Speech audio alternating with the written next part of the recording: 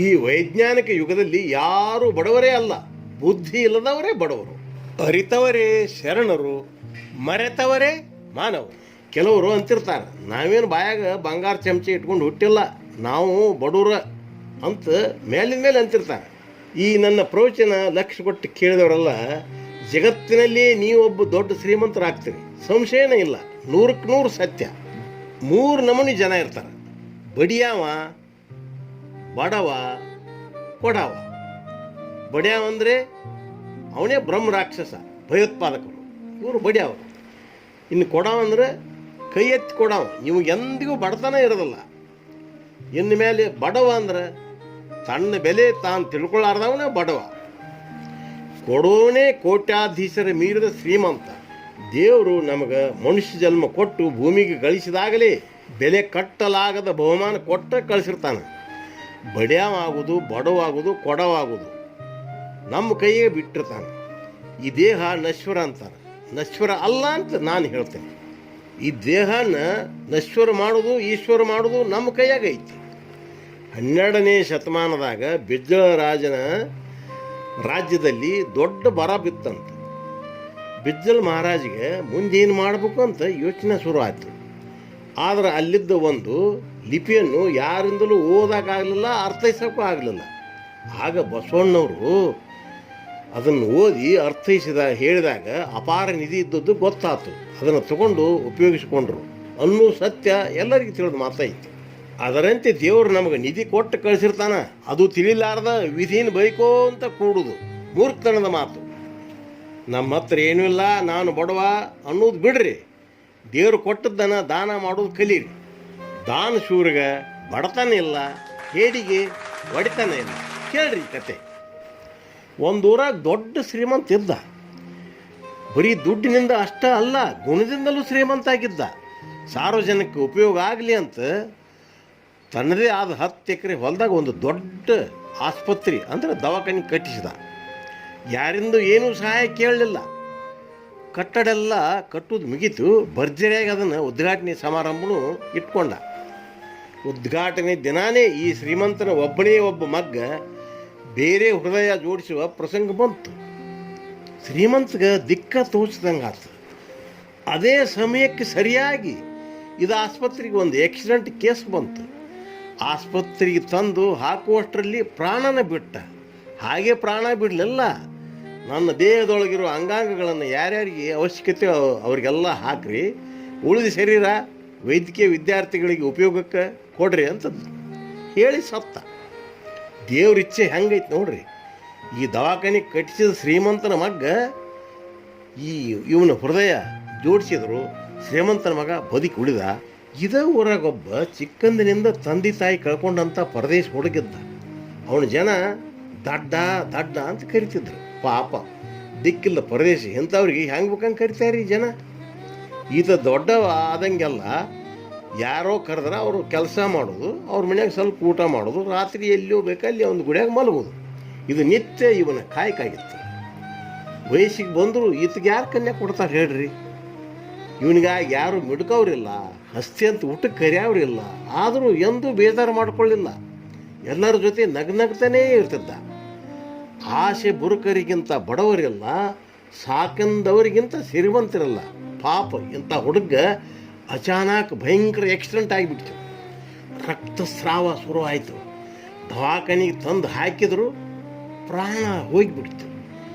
ಇವ ದಡ್ಡ ಬಡವ, ಅಡವ್ಯಾಗ ಹೊಲ ಇಲ್ಲ, ಊರಾಗ ಮನಿ ಇಲ್ಲ. ಒಂದು ವಿಲ್ ಬರೆಸಿಟ್ಟಿದ್ದ. ಅದೇನಂದ್ರೆ, ದಾನ ಮಾಡೋ ಇಚ್ಛೆ ನನಗಿದೆ, ನಾನು ಶ್ರೀಮಂತನಲ್ಲ, ದೇವರು ನನಗೆ ಕೊಟ್ಟ ನನ್ನ ಅಂಗಾಂಗಳೇ ನನ್ನ ಆಸ್ತಿ. ಆದ್ದರಿಂದ ನನ್ನ ಮರಣಾನಂತರ ಉಪಯೋಗಕ್ಕೆ ಅಂಗಾಂಗಗಳನ್ನು ಬೇಕಿದ್ದವರಿಗೆ ಅಳವಡಿಸಿ, ಉಳಿದ ಶರೀರವನ್ನು ವೈದ್ಯಕೀಯ ವಿದ್ಯಾರ್ಥಿಗಳಿಗಾಗಿ ಸಮರ್ಪಿಸಿದ್ದೇನೆ.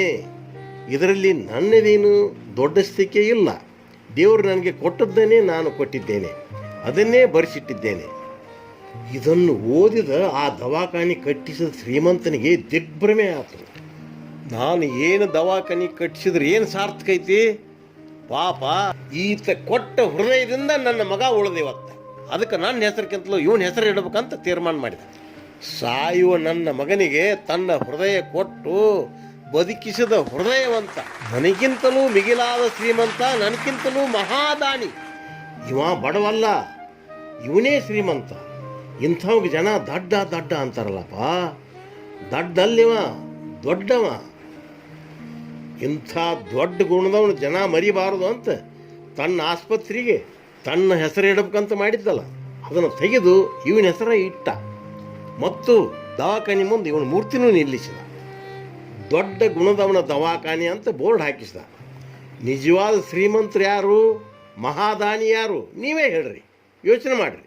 ನಿಜವಾಗಿ ನೀವು ಬಡವರಾ? ಹೇಳ್ರಿ, ನನ್ನ ರಚನೆ ವಚನ ಕೇಳ್ರಿ.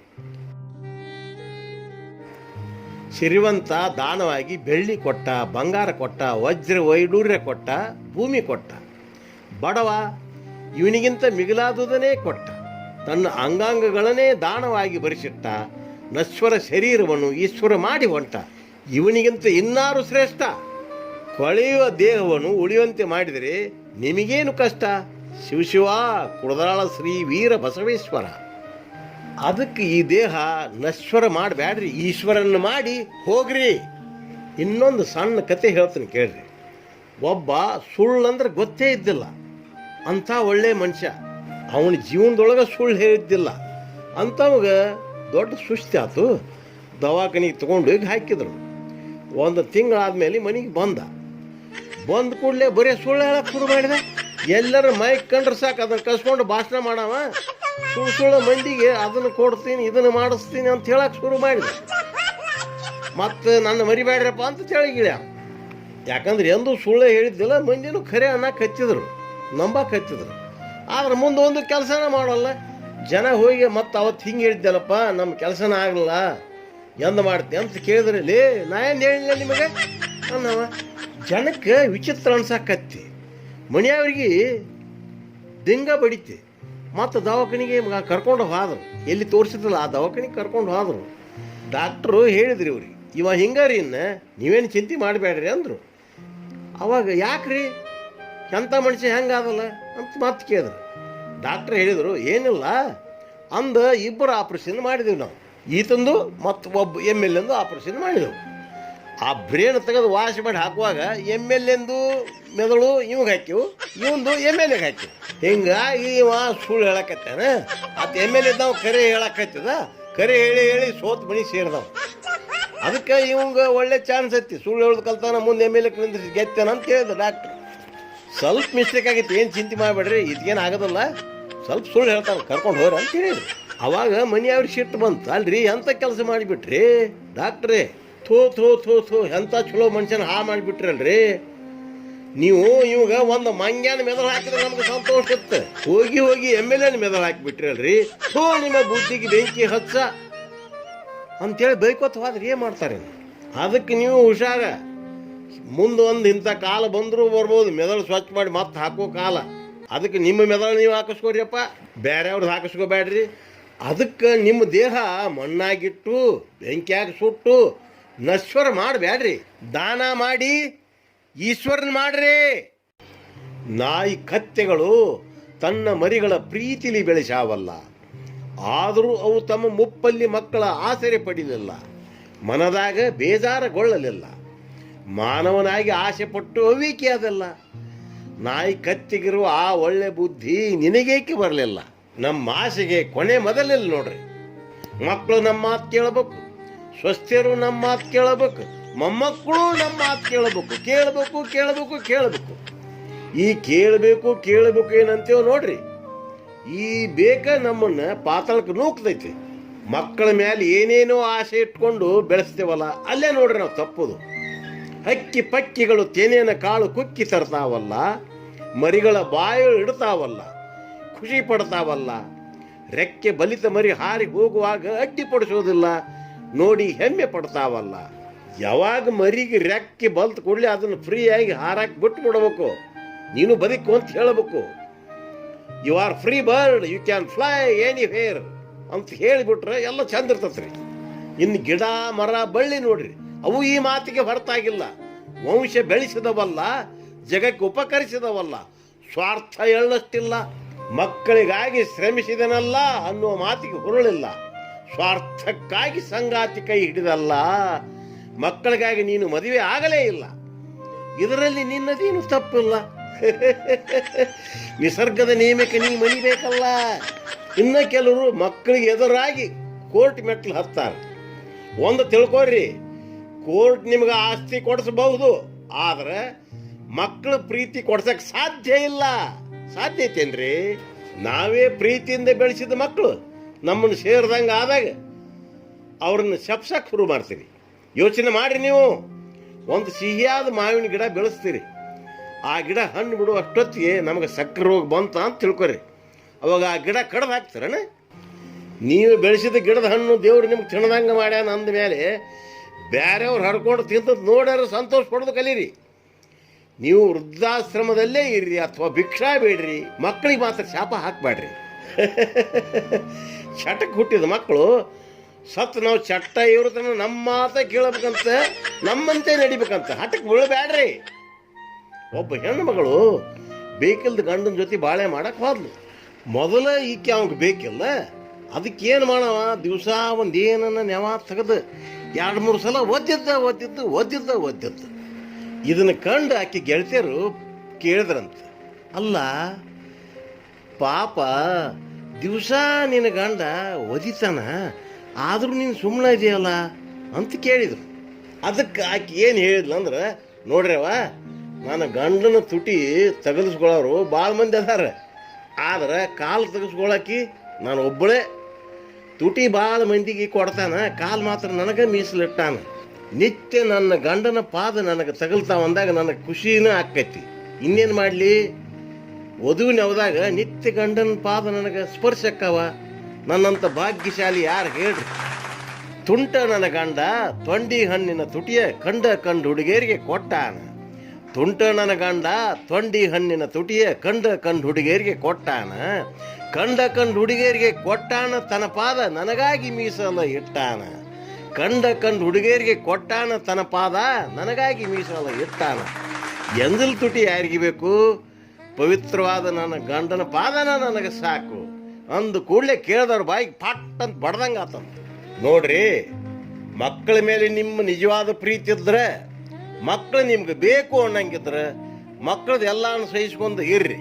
ಇಲ್ಲ ತಂದ್ರೆ ನಿಮಗೆ ತಿಳಿದ ಕಡೆ ನಡೀರಿ. ಯಾವುದೇ ಕಾರಣಕ್ಕೂ ಮಕ್ಕಳಿಗೆ ಶಾಪ ಹಾಕಬೇಡ್ರಿ. ನೀವು ಹಚ್ಚಿದ ಗಿಡ ನೀವೇ ಒಣಗಲಿ ಅಂತ ಬಯಸ್ತೀರೇನ? ಆಸ್ತಿನೇ ಇಲ್ಲದವರು ಯಾವ ಕೋರ್ಟಿಗೆ ಹೋಗ್ತಾರ? ಮಕ್ಕಳೇ ಇರದವರು ಯಾರ ಜೊತೆ ಗುದ್ದಾಡ್ತಾರ? ಏನೇನೋ ಇಲ್ಲವ್ರು ಹೆಂಗೋ ಬದುಕ್ತಾರ. ಹಿಂಗೆ ತಿಳ್ಕೊಂಡು ನಮಗೂ ಏನಿಲ್ಲ ಅಂತ ಸುಮ್ಮನೆ ಇರೋದು ಕಲೀರಿ. ಮಾತಾ ಪಿತರನ್ನು ಪ್ರೀತಿಲಿ ನೋಡುವ ಮಕ್ಕಳು ಕಡಿಮಿಲ್ಲ, ಅದು ಅವರ ದೊಡ್ಡ ಗುಣ ಸುಳ್ಳಲ್ಲ. ಮಾನವ ಸುಖವಾಗಿ ಬದುಕಲಿ ಅನ್ನೋ ಉದ್ದೇಶದಿಂದ ಮನುಷ್ಯನಿಗೆ 100 ವರ್ಷ ಆಯುಷ್ಯ ಅಂತ ಅರಿತು 4 ಆಶ್ರಮಗಳನ್ನು ಮಾಡ್ಯಾರ. 25 ವರ್ಷ ಬ್ರಹ್ಮಚರ್ಯ, 25 ವರ್ಷ ಗೃಹಸ್ಥ, 25 ವರ್ಷ ವಾನಪ್ರಸ್ಥ, ಮುಂದಿನ 25 ವರ್ಷ ಸನ್ಯಾಸ. ಇದನ್ನು ಕಡೆಗಣಿಸಿದ ನಾವು ಒದ್ದಾಡ್ಕೊಂತ ಸಂಸಾರದ ಕಾರದ ಪುಡಿ ಕಣ್ಣಾಗ ಹಾಕೊಂಡು ಕಣ್ಣೀರು ಹಾಕೊಂತ ಕುಂತ್ಕೋತೇವು. ಮಕ್ಕಳನ್ನ ಬಿಟ್ಟು ಅಗಲಿದ್ರೆ ನಾವು ಹೆಂಗೆ ಬದುಕುವುದು ಅಂತ ಚಿಂತೆ ಮಾಡಬೇಡ್ರಿ. ಅದಕ್ಕೆ ಕನಕದಾಸರು ಹೇಳಿದ ನುಡಿ ಕೇಳ್ರಿ. ಅಡವಿಯೊಳಗಾಡುವ ಮೃಗ ಜಾತಿ ಪಕ್ಷಿಗಳಿಗೆಲ್ಲ ಅಡಿಗಡಿಗೆ ಆಹಾರ ಇತ್ತವರ್ಯಾರು. ಪಡೆದ ಜನನಿಯ ತೆರದಿ ಸ್ವಾಮಿ ಹೊಣೆಗೀಡಾಗಿ ಬಿಡದೆ ರಕ್ಷಿಪಣಿದಕ್ಕೆ ಸಂದೇಹ ಬೇಡ. ಈಗಿನ ಕಾಲದಾಗ ವೃದ್ಧಾಶ್ರಮ ಅದಾವ, ಆಗಿನ ಕಾಲ ಇವು ಇರಲಿಲ್ಲ. ಮಕ್ಕಳು ನಿಮ್ಮನ್ನು ಮರೆತು ಸುಖವಾಗಿ ಬದುಕಬೇಕು ಅಂತಾರಂದ್ಮೇಲೆ ನೀವು ಮಕ್ಕಳನ್ನ ಮರೆತು ಸುಖವಾಗಿ ಬದುಕೋದು ಕಲೀರಿ. ನಮಗೆ ಮಕ್ಕಳೇ ಹುಟ್ಟಿಲ್ಲ ಅಂದ್ಕೊಳ್ರಿ, ನಮಗೆ ಯಾವ ಆಸ್ತಿನೂ ಇಲ್ಲ ಅಂದ್ಕೊಳ್ರಿ, ಆಸೆ ಬಿಟ್ಟು ತಣ್ಣಗಿರ್ರಿ. ಅದಕ್ಕೆ ಕೇಳ್ರಿ ಈ ನನ್ನ ವಚನ. ಹೆಣ್ಣಿನ ಮೋಹಕ ಮರಳಾದಿ, ರತಿ ಸುಖವ ನೀ ಬಯಸಿದಿ, ಮದುವೆ ಬಂಧನಕ್ಕೊಳಗಾದಿ, ಮೈಮನ ತನಿಸಿದಿ, ಮಕ್ಕಳ ತಂದೆ ನೀನಾದಿ, ಗಿಳಿಯಂತವರನ್ನು ಬೆಳೆಸಿದಿ, ರೆಕ್ಕೆ ಬಲಿತೊಡನೆ ಹಾರ ಬಿಡದೆ ಗಟ್ಟಿಯಾಗಿ ಹಿಡಿದಿ, ಮೈ ಕೈ ಕುಕ್ಕಿ ಹಾರಲು ನೆರಳುತ್ತ ನೀ ನೆಲ ಹಿಡಿದಿ, ಒಳ ಹೊಕ್ಕು ನರಳದವರುಂಟೆ ಈ ಸಂಸಾರ ಚಕ್ರ ಯೋಹದಿ. ಶಿವ ಕುಡದಾಳ ಶ್ರೀ ವೀರ ಬಸವೇಶ. ತಿಳಿಯಿರಿ, ಮಕ್ಕಳ ಮೇಲಿನ ಮಮಕಾರದಿಂದ ಒದ್ದಾಡ್ಕೊಂತ ಇಲ್ಲೇ ಇರಬೇಡ್ರಿ. ಬದುಕಾಕ ಬೇಕಾದಷ್ಟು ದಾರಿ ಅದಾವು. ಮೋಹದ ಮಡದಿ, ಮಮಕಾರದ ಮಗು, ಮತ್ತು ರಾಜ್ಯವನ್ನು ತೊರೆದು ಶಾಂತಿ ನೆಮ್ಮದಿ ಹುಡುಕುತ್ತಾ ದೂರ ದೂರ ನಡೆದ ಆ ಭಗವಾನ ಬುದ್ಧ ಅಂದಮೇಲೆ ಇನ್ನೂ ಇಲ್ಲೇ ಬಿದ್ದು ಒದ್ದಾಡ್ತಿ ಯಾಕೋ ಪೆದ್ದ, ಸಾಕು ನಿಲ್ಲಿಸು ನಿನ್ನ ಜಗಳದ ಶಬ್ದ. ಯೂಟ್ಯೂಬ್ನಾಗ ಡಾಕ್ಟರ್ ಶಿವಕುಮಾರ್ ತಾತ ಅಂತ ಸರ್ಚ್ ಮಾಡಿರಿ. ನಾನೇ ರಚಿಸಿ ನಿರ್ದೇಶಿಸಿ ತಯಾರಿಸಿದ ನನ್ನದೇ ಆದ ಆನಂದಾಶ್ರಮ ಕಿರುಚಿತ್ರ ನೋಡ್ರಿ. ಅಲ್ರಿ, ಮನುಷ್ಯರು ತಪ್ಪು ಮಾಡಿದ್ರೆ ಬುದ್ಧಿ ಹೇಳ್ಬೋದು, ಮತ್ತು ದೇವರ ತಪ್ಪು ಮಾಡಿದ್ರೆ ಯಾರು ಹೇಳ್ಬೇಕು ಬುದ್ಧಿ? ಈ ದೇವರುಗಳು ಏನು ಮಾಡಕತ್ತೇವೆ ಗೊತ್ತತೇನ್ರಿ? ದೇವಲೋಕ ಬಿಟ್ಟು ಭೂಮಿಗೆ ಬರ್ತಾವೆ. ಬಂದ್ರೆ ಬರಲಿ, ಯಾರು ಬೇಡ ಅಂತಾರೆ. ಹೆಂಗನ ತಿರುಗಲ್ಲಿ ಏನು ಮಾಡಲಿ, ಈ ಮನುಷ್ಯರ ಮೈಯಾಗ ಹೊಕ್ಕೊಳಕತ್ತೇವಲ್ರಿ. ಇದಕ್ಕೇನು ಮಾಡಬೇಕು? ದುಡಿಯೋರ ಮೈಯಾಗ ಬೆವರು ಬರ್ತತಿ, ದುಡಿಲಾರ್ದವ್ರ ಮೈಯಾಗ ದೇವರು ಬರ್ತದೆ. ಮಾನವ ದೇಹದೊಳು ದೇವ ಬರಬಹುದೇ, ಮರಳು ನಿಕ್ಕಿ ಗಾನವಾಡಿದರೆ ಎಣ್ಣೆ ಸಿಗಬಹುದೇ. ಸರಳ ದಾರಿ ಹುಡುಕಿ ಕರಳು ತುಂಬಿಕೊಳ್ಳುವವರಿಗೆ ಮರಳಾದರಲ್ಲೋ, ಬೆರಳಿಂದ ಕುಣಿಸೋ ಮನೆ ಮುರುಕರ ಮಾತಿಗೆ ಕುಣಿವರು ಹೆಚ್ಚಾದರಲ್ಲೋ. ಶಿವ ಕುಡದರಾಳ ಶ್ರೀ ವೀರ ಬಸವೇಶ್ವರ. ಮೈ ತುಂಬತಂತ ಮೈಯ ಅಬ್ಬಬ್ಬಬ್ಬಬ್ಬಬ್ಬಾ, ದುಡಿಲಾರದ ಇಂಥವ್ರ ಹೊಟ್ಟೆ ತುಂಬೋದಂತೂ ನಿಜ. ವಿಜ್ಞಾನ ಎಷ್ಟೋ ಬೆಳೆದರು, ಈ ಅಜ್ಞಾನ ಮಾತ್ರ ಇನ್ನೂ ಹಾಗೇ ಉಳಿದೈತಿ. ದೇವರಂದ್ರೆ ತಮ್ಮ ಕೈಯನ್ನು ಆಳಂತ ತಿಳ್ಕೊಂಡ್ಬಿಟ್ಟಾರು. ಆಳು ಸಹಿತ ಒಮ್ಮೆ ಜಲ್ದಿ ಬರೋದಿಲ್ಲ. ಈ ದೇವ್ರು ಮಾತ್ರ ಸರ್ರ ಬಂದು ಬರ್ರನೆ ಇವ್ರ ಮನೆಗೆ ಹೋಗ್ಕೋತೈತಿ. ಆ ದೇವ್ರಿಗೆ ಅಷ್ಟು ಭಯ ಆಯ್ತು ನೋಡ್ರಿ ಇವರು. ಇದನ್ನ ಹೌದಂತ ನಂಬ್ತಾರಲ್ಲ, ಜಗತ್ನಾಗ ಇದಕ್ಕಿಂತ ಅದ್ಭುತ ಇನ್ನೊಂದಿಲ್ಲ. ಮಾನವರ ಮೇಲೆ ಬರುವುದಂತೆ ದೇವರು. ಬಹು ಜನರಿದನ್ನು ನಂಬುವರು, ಓದಿದ ಕೆಲವರು ಹೌದೆನ್ನುವರು, ಕಂಡಂತೆ ಕಿರಿಸುವರು, ತಲೆ ಗೆದರಿ ಕುಣಿಯುವರು. ಹುಚ್ಚು ಹಿಡಿದಿರಬಹುದೇ ಯಾರು ಬಂದವರು? ಕೈಲಾಸದ ದಾರಿ ತಪ್ಪಿ ಇವರ ಮೇಲೆ ಬಂದಿರಬಹುದೇ ಆ ದೇವರು? ಶಿವ ಕುಡದರಾಳ ಶ್ರೀ ವೀರ ಬಸವೇಶ್ವರ.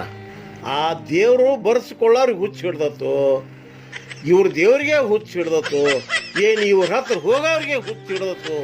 ದೇವರಿಗಾಗಿ ಕೂಳು ನೀರು ಬಿಟ್ಟು ತಪಗೈದರಲ್ಲೋ, ಅಂಥವರಿಗೆ ಕಾಣದ ದೇವರು ಕಂಡವರ ಮೇಲೆ ಬರುವುದಲ್ಲೋ. ಬಯಸಿದಾಗ ಬರುವ ದೇವರು ಇವರ ಮನೆ ಹಾಳಾಯ್ತಲ್ಲೋ. ಪೊಲೀಸರ ಲಾಠಿ ಕಂಡ ದೇವರು ದಿಕ್ಕೆಟ್ಟು ಓಡುವುದು ಸುಳ್ಳಲ್ಲೋ. ಶಿವ ಕುಡದರಾಳ ಶ್ರೀ ವೀರ ಬಸವೇಶ್ವರ. ನಾನು ಎಷ್ಟೋ ಕಡೆ ನೋಡಿನಿ, ಪೊಲೀಸರ ಲಾಠಿ ಏಟು ಬಿಟ್ಟಾಗಿ ಇವ್ರ ಮೈಯಾಗಿನ ದೇವರು ದಿಗಲ್ ಬದ್ದು ಓಟ್ ಹೊಕ್ಕೈತಿ. ಅದಕ್ಕೆ ಇಂಥ ದೇವರಿಗೆ ಕಾಯಿ ಹೊಡೆದು ಕೈ ಮುಗಿದಕ್ಕಿಂತ ಪೊಲೀಸರ ಮುಂದೆ ಕಾಯಿ ಹೊಡೆದು ಅವ್ರಿಗೆ ಕೈ ಮುಗಿದು ಭಾಳ ಚಲೋ. ಯಾಕಂದ್ರೆ ದೇವ್ರು ಇವ್ರಿಗೆ ಅನ್ಸತಿ. ಯಾಕಂದ್ರೆ ಇವ್ರ ಮೈಯಾಗಳ ದೇವ್ರ ಪೊಲೀಸರು ನೋಡಿ ಅಂಜಿ ಓಡೋಕೆ ತಂದ್ಮೇಲೆ ಆ ದೇವ್ರಿಗಿಂತ ಪೊಲೀಸರ ಮೇಲಾದ್ರಲ್ಲ. ಇನ್ನ ಕೇಳ್ರಿಲ್ಲಿ, ಮೈಮಾಲಿ ಬರುವ ದೇವ್ರ ಕತೆ ಇದಾತು. ಇನ್ನು ಗುಡಿಯಾಗ ಕುಂತಾವಲ್ಲ, ಮಾರಮ್ಮ, ಸುಂಕ್ಲಮ್ಮ, ದ್ಯಾವಮ್ಮ, ದುರ್ಗಮ್ಮ, ಈ ದೇವರುಗಳ ಕತೆ ಅಂತೂ ಇನ್ನೇ ಹೇಳ್ತಿವ್ರು. ಗುಡಿಯಾಗ ಸುಮ್ಮನೆ ಕುಂತ ದೇವತೆ ಮುಂದೆ ಬಾಯ್ಸತ್ ಕ್ವಾಣ ಕುರಿ ತಂದು ಕಡ್ದು ಆ ರಕ್ತದ ಕಾಲುವೆನ ಹರಿಸ್ತಾರೆ. ಮತ್ತು ಹುಲಿ ಚಿರತೆ ಸಿಂಹ ತಂದು ಕಡಿಯೋದಿಲ್ಲ, ಬಾಯ್ಸತ್ ಕ್ವಾಣ ಕುರಿನೇ ಬೇಕು ಈ ದೇವರಿಗೆ. ಮೈ ತುಂಬಿದವರು ಕ್ವಾಣ ಕುರಿನ ಕಡಿ ಅಂತ ಹೇಳ್ತಾರೆ, ಹುಲಿ ಸಿಂಹ ಕಡಿರತ್ ಒಬ್ಬರು ಹೇಳೋದಿಲ್ಲ. ಮತ್ತಿಲ್ಲಿ ರಾಜಕೀಯ ವ್ಯಕ್ತಿಗಳು ಪ್ರವೇಶಕ್ಕಾರ. ಇವರೇನು ದಡ್ರಲ್ಲ, ಇವ್ರಿಗೆಲ್ಲ ಗೊತ್ತು. ಇಂಥವೆಲ್ಲ ಮಾಡಬ್ಯಾಡ್ದಂತ ಹೇಳಿದರೆ ನಮ್ಮನ್ನು ಬಿಟ್ಟು ಬೇರೆ ಕಡೆ ಹೋಗ್ತಾರಂತ ಇವರು ಅವ್ರು ಹೇಳ್ದಂಗೆ ಹ್ಞೂ ಅಂತ. ಯಾವಾಗಿ ರಾಜಕೀಯ ವ್ಯಕ್ತಿಗಳು ಪ್ರವೇಶ ಆಗ್ಯಾರ, ಎಲ್ಲರೂ ಅಲ್ಲ, ಕೆಲವು ಮಠಾಧೀಶರು ಸಹಿತ ರಾಜಕೀಯ ವ್ಯಕ್ತಿಗಳನ್ನ ನಾವ್ಯಾಕೆ ಎದುರು ಹಾಕಬೇಕು, ಏನನ್ನಾಗಲಿ ನಮಗ್ಯಾಕೆ ಬೇಕು ಅಂತ ಇವರು ಕಂಡ್ರು ಕಾಣದಂಗೆ ಸುಮ್ಮನೆ ಇದ್ದು ಬಿಡ್ತಾರೆ. ಇಷ್ಟೆಲ್ಲ ಆದಮೇಲೆ ಪಾಪ ಪೊಲೀಸ್ನವ್ರು ಏನು ಮಾಡಬೇಕು? ನಾವು ಗೊತ್ತಿದ್ರೂ ಗೊತ್ತಿಲ್ದಂಗೆ ಇರ್ತೇವೆ, ಬಟ ನೀವೇನು ಮಾಡೋದೆಲ್ಲ ಮಾಡಿ ಮುಗಿಸ್ಕೊಂಡು ಬಿಡ್ರಿ ಅಂತ ಒಪ್ಪಿಗೆ ಕೊಟ್ಟೇ ಬಿಡ್ತಾರೆ.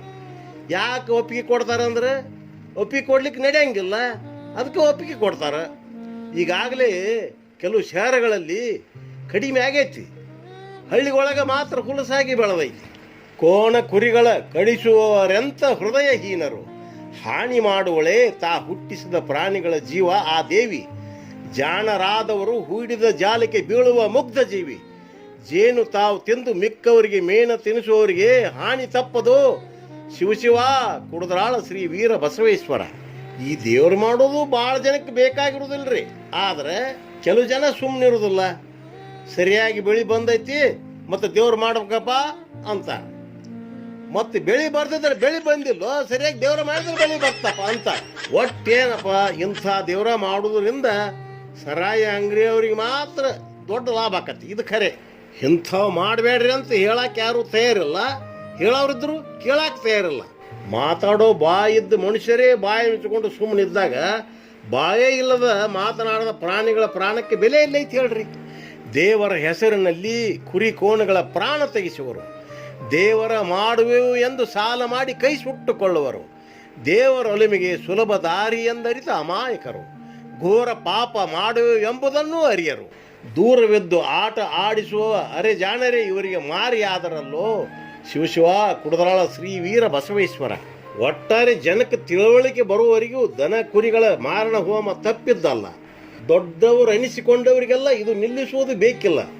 ವೈಯಕ್ತಿಕವಾಗಿ ಏನೇ ಮಾಡಲಿ ಏನೇ ತಿನ್ನಲಿ, ಆದ್ರೆ ದೇವ್ರ ಹೆಸರ ಮೇಲೆ ಇಂಥವೆಲ್ಲ ಮಾಡೋದು ತಪ್ಪಲ್ಲ. ಬಡಬಗ್ಗರು ಸಾಲ ಮಾಡಿ ಮಾಡಿ ಕೈ ಸುಟ್ಕೋತಾರಲ್ಲ. ಕಂಡವರ ಮೇಲೆ ಬಂದು ಕೈ ಚಾಚುವ ದೇವರು, ಕಾಡಿಬೇಡಿ ಕಂಡಂತೆ ತಿರುಗುವ ದೇವರು, ಇವರಿಗಿಂತ ಉತ್ತಮ ದಾರಿ ಬಡಿಯುವ ಕಳ್ಳರು. ಆ ಕೆಲಸ ಇವರು ಕುಂತಲ್ಲೇ ಮಾಡುವರು. ಕಂಡವರ ಮೇಲೆ ಬರಲಾ ದೇವರು, ಬೆದೆಯದ್ದ ಎಮ್ಮೆಯೇನೋ ಶಿವಶಿವ ಶ್ರೀ ಕುಡದರಾಳ ವೀರ ಬಸವೇಶ್ವರ. ಹೊತ್ತು ಗೊತ್ತಿಲ್ಲದಂಗೆ ಕಂಡವ್ರ ಮೈಯಾಗ ಬಂದು ಕಂಡದ್ದ ಮಾಡ್ತಾವ, ಕಂಡದ್ದ ಕೇಳ್ತಾವ. ಇವು ಹೆಂಡ ಗುಡುಕರಕ್ಕಿಂತಲೂ ಸುಮಾರಾಗಿ ಬಿಟ್ಟವು. ಇಂಥ ದೇವರಿಗೆ ಯಾರ ಬುದ್ಧಿ ಹೇಳಬೇಕು ನೀವೇ ಹೇಳ್ರಿ. ಈ ಅನಾಗರಿಕ ಪದ್ಧತಿಗಳನ್ನು ತಡೆಯೋದು ನರಸತ್ತು ನಮ್ಮಂಥವರಿಂದ ಸಾಧ್ಯ ಇಲ್ಲ. ಪ್ರಜ್ಞಾವಂತರಾದ ಬಿಸಿ ರಕ್ತದ ಯುವಕರೇ, ನೀವು ಮನಸ್ಸು ಮಾಡಿ ತೊಡೆ ತಟ್ಟಿ ಟೊಂಕ ಕಟ್ಟಿ ನಿಂತರೆ ಮಾತ್ರ ಈ ಸಮಸ್ಯೆ ಏನು ದೊಡ್ಡದಲ್ಲ. ನಿಮ್ಮಿಂದ ಆಗಲಾರದ ಕೆಲಸ ಯಾವುದೂ ಇಲ್ಲ. ನಿಮ್ಮ ಮನೆಯಾಗ ನೀವು ತಿಳಿಸಿ ಹೇಳೋದು ಏನು ದೊಡ್ಡ ಅಸಾಧ್ಯ ಅಲ್ಲ.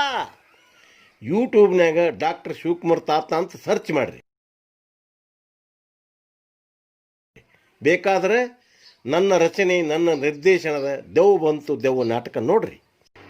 ಮನದಾಗ ಆಸೆ ಬಗೆ ಬಗೆ, ಏನೇನು ಬಯಸಿತು ನಾಲಿಗೆ, ಬೇಕಾಯ್ತು ಹೆಣ್ಣಿನ ಸಲಿಗೆ, ಆತುರ ಹೆಚ್ಚಿತು ನನಗೆ, ಬಾಸಿಂಗ ಕಟ್ಟಿದರು ಹಣೆಗೆ, ನೂಕಿದರು ಹೂ ಮಂಚದ ಕೋಣೆಗೆ, ಅಂದದು ಅಮೃತ ಗಳಿಗೆ, ಇಲಿಯಂತೆ ಬಿದ್ದೆನು ಬಲಿಗೆ, ಕಾಲಿಟ್ಟೆ ಸಂಸಾರ ಝೇಲಿಗೆ, ನಿಂತಿತು ಹೆಂಡತಿ ಮೈಲಿಗೆ, ಬಂದರು ಮಕ್ಕಳು ಬಯಲಿಗೆ, ಖುಷಿಯಾಯಿತು ನನ್ನ ಮನಸ್ಸಿಗೆ, ಮಕ್ಕಳು ಬಂದರು ವಯಸ್ಸಿಗೆ, ಮದುವೆ ಮಾಡಿದೆ ಅವರಿಗೆ, ನಂತರ ನಾ ಕುಳಿತೆ ಮೂಲಿಗೆ, ತಿಳಿಲಿಲ್ಲ ನನಗಿದು ಮೊದಲಿಗೆ, ನಾ ತಿಂದದ್ದು ಬೆಲ್ಲವಿಲ್ಲದ ಹೋಳಿಗೆ, ಬಿದ್ದದ್ದು ತಪ್ಪಾಯ್ತು ಹುದಲಿಗೆ.